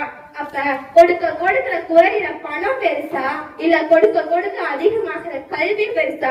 நீங்களே சொல்லுங்க கல்வி தந்தை நடுவர் அவர்களே. அடுத்து நம்ம ஜெசிரா வந்து சொன்னாங்க, பணம் இருக்கிறவங்களுக்கு எங்க போனாலும் மரியாதை. ஆனா நீங்க படிச்சுட்டு ஒரு வேலைக்கு போறதுக்கு கூட பல பேர் கால்ல விழ வேண்டியதா இருக்கு. நான் கேக்குறேன், இதுக்கெல்லாம் காரணம் யாரு? உங்களை மாதிரி ஆளுங்க தானே. மக்களுக்கு இலவசமா கொண்டு வரப்பட்ட கல்வி, மருத்துவம் எல்லாத்தையும் வியாபாரமா மாத்திட்டு எடப்பாடி டெட்பாடி மாதிரி நீங்க பணம் பணம் பணம்னு அலையிறதுனாலதான் எங்களை மாதிரி படிச்சவங்களுக்கு மரியாதை இல்லாம போயிடுச்சு. இத உங்களால மறுக்க முடியுமா? என்ன தலை தொங்க போட்டுறீங்க? இப்ப புரியுதா? அன்பான நடுவர் அவர்களே, இவங்க சொல்ற மாதிரி செல்வம் சிறப்படையலாம், உயர்வடையலாம். எப்ப தெரியுமா? அந்த செல்வம் கல்விக்காக செலவழிக்கப்படும் போதுதான். அதனால் பிராங்க்லின் என்ற அறிஞர் சொன்னான், செல்வம் என்பது கல்விக்காக செலவழிக்கப்பட்டால்தான் நல்ல பயனை தரும், இல்லை என்றால் அந்த செல்வம் வீணானதுதான். செல்வத்துக்கு பெருமை சேர்க்கிறதே இந்த கல்வி தானங்க. கல்வி என்று ஒண்ணு மட்டும் இல்லைன்னா உங்களோட பணம் கால் தூசிக்கு கூட சமமாகாதுங்கிறத நாம விளங்கணும். நடுவர் அவர்களே, நான் உங்கள்கிட்ட ஒரு கேள்வி கேட்கிறேன். அல்லாஹ் தஆலா நபி மூசா அலைஹிஸ்ஸலாம் அவங்கள்ட்ட, நீங்க கடலுக்கு போங்க, அங்க கடலுக்கு அடியில ஒரு ஆடு இருப்பாரு, அவர்கிட்ட போயிட்டு வாங்கன்னு ஹஜரத் ஹிர் அலைஹிஸ்ஸலாம் அவங்கள்ட்ட போக சொன்னானே, அது எதுக்காக சொன்னாங்க? 10,000 ரூபாய் கடன் வாங்கவா இல்லனா 10 பவுன் நகை வாங்கவா? நீங்களே சொல்லுங்க நடுவர் அவர்களே. அறிவியை கற்பதற்காக தான், அறிவை பெருக்குவதற்காக தான் நபி மூசா அலைஹிஸ்ஸலாம் அவர்கள் சென்றார்கள். அப்ப கல்வி சிறந்ததா பணம் சிறந்ததா?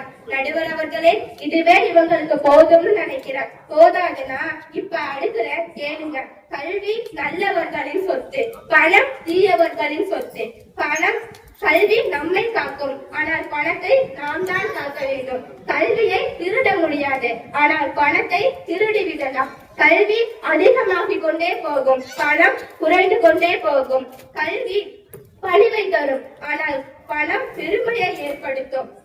கல்வி உள்ளத்துக்கு ஒளியை தரும், பணம் உள்ளத்துக்கு இருளை தரும். இதெல்லாம் நான் சொல்லலைங்க, அறிவின் வாசல் அவங்க சொன்னாங்க.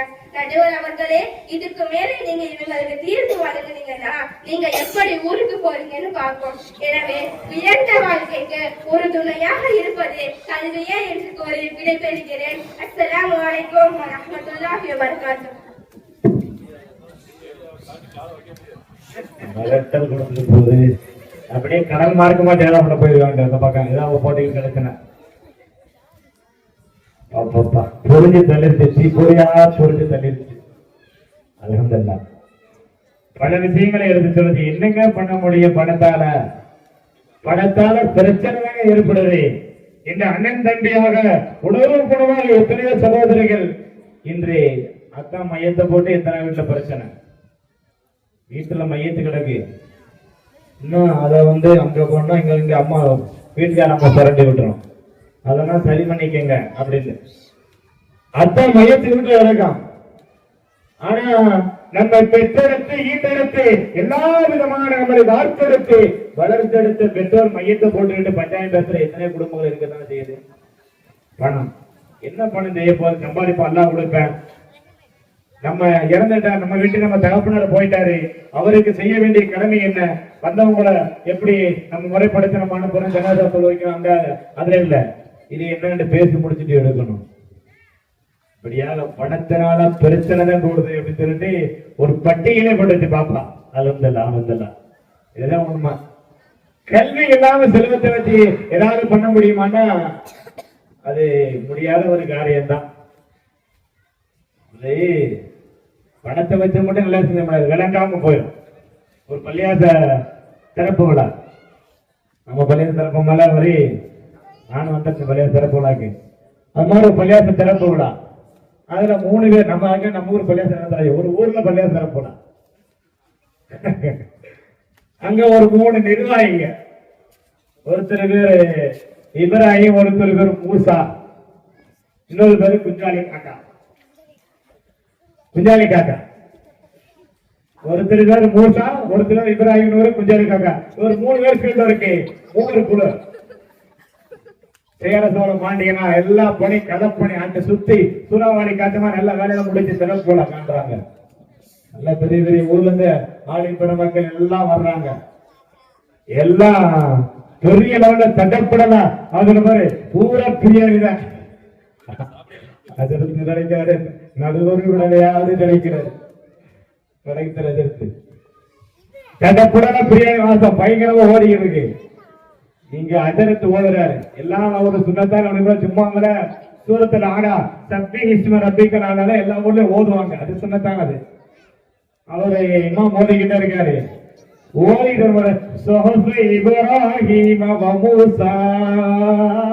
அப்படின்னாரு. பார்த்தாரு 3 பேர்ல இப்ராஹிம் பேர் வந்துச்சு, மூசா படம் வச்சு குஞ்சாலி காக்கா கடுப்பாயிட்டாரு. என்னடா நம்ம பேரை சொல்லல அஜரத்து குஞ்சாலி காக்கா எங்கடா நம்ம பேரை சொன்னாலும் அஜரத்து இப்ராஹிம் சொல்லிட்டாரு, மூசா சொல்லிட்டாரு. இவரு பின்னாடி எடுத்து கொடுக்கிறார். தப்புட்டது அவன் தரக்க தப்புட்ட மாதிரி குஞ்சாலி காக்காவும் கூட கூடாது. பெருமாற மாதிரி ஏதோ ஆயத்தை விட்டுட்ட மாதிரி குஞ்சாலி காக்காவும் கூட கூட அப்படின்னாரு பின்னாடி இருந்துகிட்டு. அவர் அதிர்த்து ஆடி போட்டார். என்னடா அப்படின்றது ஒரு தோற்று ஒண்ணும் இல்ல. எல்லாம் பள்ளியாசரப்பா எல்லாம் தொலை வச்சு முடிச்சு பாத்தியா போயிட்டு கதறி போய் என்னங்க அப்படின்னு சொல்லி கேட்டான். இல்லங்க இந்த பள்ளியாசத்தை கட்டதுல நாங்க 3 பேர் முன்னாடி கட்டி கட்டினோம். இப்ராஹிம் பாய், மூசா பாய், நாங்க குஞ்சாலி காக்கா. ஏன்டா அதிர்த்து விட்டுட்டு அவங்க 2 பேரும் இப்படி சொல்றாரு அப்படின்னா. அப்ப செல்வம் இருக்கு. அவர்கிட்ட செல்வத்தை திரட்டாரு, எல்லாம் பண்ணாரு. ஆனா அறிவு இல்ல, கல்வி இல்ல. கல்வி இல்லாததின் காரணமாக, ஞானம் இல்லாததின் காரணமாக அங்க இருக்கிறவங்க பூரா குழப்பி விட்டார். பள்ளியாசத்துக்கு வந்து திறப்புல வந்தவங்க பூரா குஞ்சாலிக்காக கூட கொடுத்தது. அதுக்கு அஜரத்துக்கார சிறப்புரையாற்றவங்க இருக்கிறாங்க. இன்ஷால்லா முடிவுக்கு வந்துருவோம். அது மாதிரி நம்ம கல்வி இல்லாம எதுவுமே முடியாதுங்க. கொஞ்ச நேரம் கழிச்சுக்காங்க. என்ன சொல்லுவாங்க பேசுனாலும் எல்லாம் மறந்து. எனக்கு ஒரு நோய் இருக்குன்னு சொல்லிட்டு உங்களுக்கு நீங்க பேசுனா எனக்கு பேச்சு வராது. அதனால முடிக்க பாக்குறாயோ என்ன சொல்லுவாங்க சொல்லுது. மாமியார மறிக்கிற மக்கு மாமியாரு அதான் சொல்லுது. உண்மைதான். கல்வி இல்லாதன்னு காரணம் எத்தனையோ நபர்கள் இன்னும் கொஞ்ச காலத்துக்கு வாழ்ந்து போகும் மாமியார். நம்ம மாமியா இது எப்ப மோத போகும். உங்க அம்மா ஓமாச்சு நினைச்சா நீ ஒண்ணு பொறுத்துக்கிறியா? நினைக்க கூடாது. அதே 2 வருஷமோ 3 வருஷமோ 4 வருஷமோ நம்மள இருக்கக்கூடிய காலகட்டத்துல அவங்களை இன்முகத்தோடு உபசரிப்போடு முகமலர்ச்சியோடு அப்படிதாங்க பார்க்கணும். ஒரு பாக்குறது அதுக்குள்ள இந்திய சாப்பிட்ட மாதிரி மாமியார் பாக்குறது. அந்த அம்மா அம்மா சில வீட்டுகளை மருமக்கள் மாமியாக்கள் அப்படின்னு வச்சிருக்கிறாங்க. பார்வை கூட ஒரு இன்முகத்தோடு முகமலர்ச்சியோடு ஒரு புன்முறுவலோடு புன்னகையோடு பாக்கிற கிடையாது. பாக்குறது அந்த அம்மா ஆண்டி போதும்.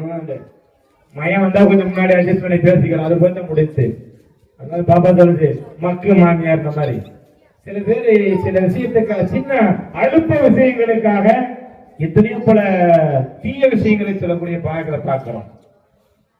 ஒரு அம்மா ஒரு மௌத்து வீடு எப்படிங்க ஒரு மௌத்து வீட்டுல மாமியா மௌத்த போச்சு. போய் பக்கத்தை கண்ணக தேட்டு சில ஆளுங்க அதே சில ஆளுங்க வசனங்கள் வச்சிருக்காங்க. சில ஆளுங்க வந்துடும் அங்க சில அந்த உசலை பற்றி தெரியல பந்தலில பாத்துக்கிற வீட்டுல போய் என்னென்ன இருக்கு கல்யாணம் மண்டக்கறி ஆக்கி வச்சா மண்டக்கறி சில பாருங்க. சில ஆளுங்க ஒப்ப வைக்கிறது இருக்கு. பந்தலில பாவக்கா விட்டு விட்டு போயிட்டு யாரு குறிப்பாட மாதிரி அழுக ஆரம்பிச்சிருங்க. அந்த மாதிரி இன்னமும் அழுதுக்கு இருக்க லைட்டா கண்டாங்க. சில மாமியா மோத்த போனது இது உள்ளுக்குள்ள மனசுல சந்தோஷம் இருந்தாலும் முடிஞ்சு சீன நம்ம தான் வீட்டுக்கு கேட்டான். இருந்தாலும் அந்த மாதிரி கேப்டன் இருக்கு. இருந்தாலும் புருஷனுக்கு பயந்துக்கிட்டு கொஞ்சம் கொஞ்சம் ஒரு மாதிரி அந்த மேல ஒரு பேருக்கு நான்கே வாசை வச்சிருக்கோம். அதுக்கு இருந்துச்சு, என்னம்மா எப்படிமா கிணத்துல இருந்துச்சு? உன் மாமியானா விழுகுது, எங்க வீட்டுல கிணறு இருக்கு, எங்க மாமியா தான் இருக்கு, அதெல்லாம் விழுக மாட்டேது. எப்படிங்க? எங்க வீட்டுல என்ன கிணறு இருக்கு, எங்க மாமியா தான் கல்லு குத்து கல்லுமா இருக்கு, அதனால விழுக மாட்டுது அப்படின்ட்டா. அப்படி சில கல்வி ஞானம் இல்லாததின் காரணமாக ஒரு உயிரை எடுப்பதற்கு கூட தயாரிக்கக்கூடிய மக்கள் இன்று வாழக்கூடிய சூழ்நிலையை பார்க்க முடியும். நம்ம வீட்டுக்கு அது நம்ம ஏத்துக்கிறோமா? ஏத்துக்க மாட்டோம். கண்டிப்பா நம்ம வீட்டுக்கு நம்ம அண்ணன் போட்டாட்டி நினைக்குது, அப்படி நினைச்சா நம்ம அம்மா மௌத்தா போன நினைச்சா நம்ம ஏத்துக்கிறோமா? நாம் நம்முடைய தாயாக பாதித்து பார்க்க கடமைப்பட்டிருக்கின்றோம். அதானுங்க உண்மை. ஊரா பிள்ளை ஊட்டி வளர்த்தா தாமன தலை வளர்ந்து அடுத்த வீட்டுக்கு போயிட்டு நம்ம மாவியா நம்ம பார்க்கும் போது நம்ம அம்மாவை நம்ம மருமகளை பார்க்க நம்ம வச்சு இல்லாட்டி அதுக்கு எல்லாம் ஒரு ஆளை ஏவித்தான் விடுவான். அன்பிக்கினியவர்களே, நம்ம இந்த உலகத்துல கல்வி என்பது வேண்டும் சொல்லுது. கல்வி அதிகமா வர பேராசைப்படுவது, கல்வியில ஆசைப்படணும், பேராசைப்படணும், செல்வத்தில் ஆசைப்படக்கூடாது. அத பெரும் நட்சத்திர வந்து முடிஞ்சிருக்கு. பாப்பா அருமையான முறை சொல்லி முடிச்சாங்க. இதை சொல்லி முடித்தேன். சிறப்பு பேத்தரை எங்களை கிடைக்க வட்டார அதோடைய கருவத்தில் இருக்கிறாங்க. அவங்க சில சிறப்புகள் சில செய்திகளை தங்களுக்கு கொடுக்க இருக்கிறாங்க. சில பேர் தூக்கம் வந்துருச்சு, கண்ணை கட்டி வச்சு சீக்கிரம் முடிச்சிருவோம். என்ன சொல்லுவோம்னு கல்வியில பேராசை வேணும். படிச்சுட்டாரு, ஆப்பிள் ஆயிட்டாரு, ஆப்தாப் ஆயிட்டாரு, ஆலிம் ஆயிட்டாரு, பால்துட்டு போறாரு, முஃப்தி போறாரு, என்ன பட்டய படிப்புகள் இருக்கிறதோ எல்லாம் படிக்கணும், பேராசைப்படணும். அவர் படிச்சிருக்காரு, பிஏ சொல்றாங்க, எம்பி சொல்றாங்க, சில ஆளுங்க ஏபிசிடி எல்லாத்தையும் படிப்பாங்க பின்னாடி. பார்த்தா போறான், எப்பதான் மனுஷன் படிக்கிறான், எப்படி படிக்கிறார்?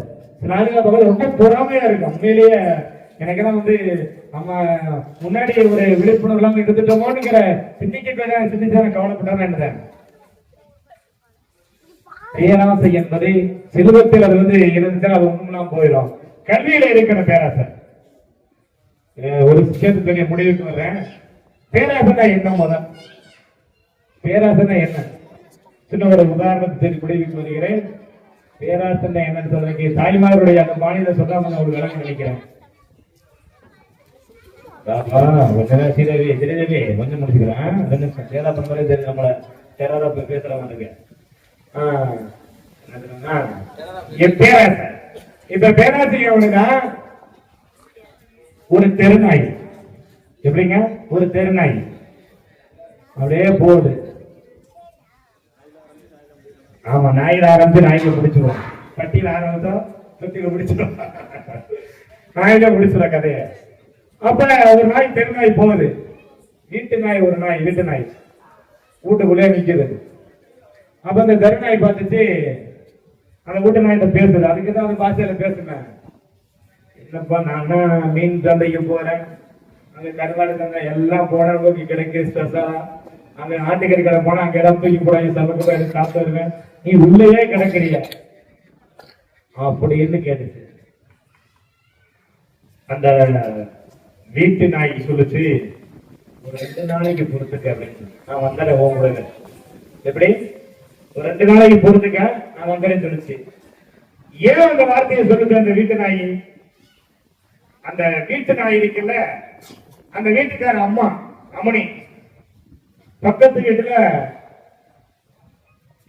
பொண்ணு கேட்கிறாங்க, உங்க வீட்டு மவளை எங்க பாய் மானுக்கு கொடுங்க கொடுங்க அப்படின்னு கேட்டாங்க.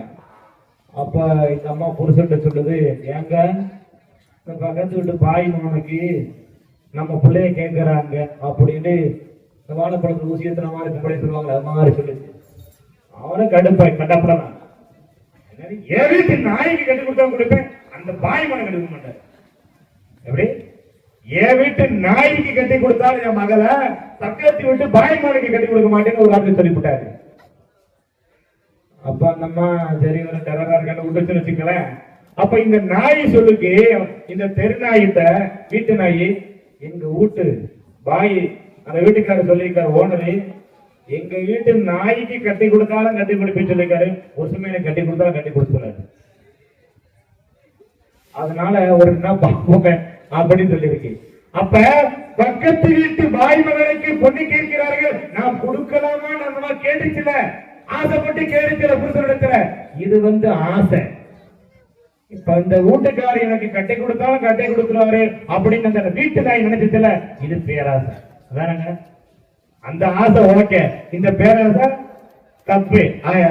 ஆசைப்படலாம், பேராசைப்படக்கூடாது. அன்றைக்கினியவர்களே முடிவுக்கு வந்துருவோம் நற்செய்தியை. இப்ப என்ன சொல்றது, தீர்ப்பு சொல்றது, இந்த பிள்ளைகளை நல்லா சொல்லுங்க, அந்த பிள்ளை நல்லா சொல்லுங்க, ஒரு பிள்ளை தேவை பண்ணா நீங்க ஊருக்கே போக முடியாத சொல்றது, மிரட்டல் விடுறாங்க. என்ன செய்யறது? தீர்ப்பு என்ன சொல்லுவோம், என்ன சொல்றது? இதுவும் தான் அதுவும் தான் அப்படி சொல்லி முடித்தாலும் அது நல்லா இருக்காது. இல்ல அப்படி கூட சொல்லி முடிச்சுமா, உயர்ந்த வாழ்க்கைக்கு உறுதுணையாக இருப்பதை கல்வியும் செல்வம் முடிச்சு விட்டுருவோமா? ஏதாவது ஒரு முடிவுன்னு சொல்லணும். முதலே பட்டிமன்றம் நடந்தான், ஒருத்தர் பட்டிமன்றம் ரெண்டுமே இல்லாம மூணாவது ஒரு முடிவு சொல்லி போயிட்டார். இட்லிக்கு தேவை சாம்பாரா சட்னியான்னு கேட்டார். சாம்பாருக்கு 3 பேர் பேசுறேன், சட்னிக்கு 3 பேர் பேசுறேன். இட்லிக்கு தேவை சாம்பாரா சட்னியா? சாம்பாருக்கு 3 பேர் பேசுறேன், சட்னிக்கு 3 பேர் பேசுறான். 3 பேர் 6 பேர் பேசி முடிச்ச முன்னாடி இட்லிக்கு தேவை சாம்பாரும் இல்ல சட்னியும் இல்ல மாவோடு சொல்லி முடிச்சுட்டு போயிட்டாங்க. அது மாதிரி அப்படி ஒரு முடிவே சொல்ல முடியாது. நான் நிருபந்தத்துக்கு தள்ளப்படுறதுக்காக வாழ்க்கையில கல்வி முக்கியம், செல்வம் முக்கியம். செல்வம் எல்லாத்துக்கும் முக்கியம், செல்வம் எல்லாம் எதுவுமே முடியாது. ஆனால் அந்த செல்வம் வந்துவிட்டால் அதை எப்படி பயன்படுத்தணும், எப்படி வைக்கிற அந்த கல்வி என்பது மிக அவசியமாக இருக்கிறதாக. உயர்ந்த வாழ்க்கைக்கு காரணம், முக்கிய காரணம் இந்த பார்க்க முடியாது. எத்தனையோ வீட்டு பிள்ளைங்க கெட்டு போறதுக்கு காரணமே செல்வம் தான். செல்வம் இருப்பதற்கு காரணமா அந்த அங்க புரண்டு இங்க புரண்டு அதை தூக்கி இதை தூக்கி தூக்கம் மூட்டை தூக்கி அதெல்லாம் எல்லாம் சம்பாதிச்சிருக்கான். ஊரா இருப்பேன், இதை குடிச்சு நாசமாக்கி ஒண்ணுமெல்லாம் வாங்கி போடுறான். ஆக கல்வி இல்லாததுதான் காரணம். ஆகவே உயர்ந்த வாழ்க்கைக்கு உறுதுணையாக இருப்பது கல்வியை என்று தீர்ப்பளித்து வாய்ப்படுத்தமைகின்றவரை வாகிறது அவான அல்ஹம்துலில்லாஹி ரப்பில் ஆலமீன். அஸ்ஸலாமு அலைக்கும் வரஹ்மத்துல்லாஹி தஆலா வபரகாத்துஹு. மாஷா அல்லாஹ், மாஷா அல்லாஹ். இவ்வளவு சிறப்பான முறையில பட்டிமன்றத்தை நடத்தி தந்த ஹசரத் அவர்களுக்கு எங்கள் ஊரின் சார்பாகவும் என் சார்பாகவும் மனமார்ந்த நன்றியை தெரிவித்துக் கொள்கின்றேன். ஜஸாக்கல்லாஹு ஃபித்தாரைன். அல்லாஹ் ரப்பல் ஆலமீன் உடல் ஆரோக்கியத்தையும் எல்லா விதமான நலவுகளையும் பரக்கத்துகளையும் அல்லாஹ் மௌலானா அவர்களுக்கும் ஒரு குடும்பத்தார்களுக்கும் வழங்குவாராக. ஆமீன்.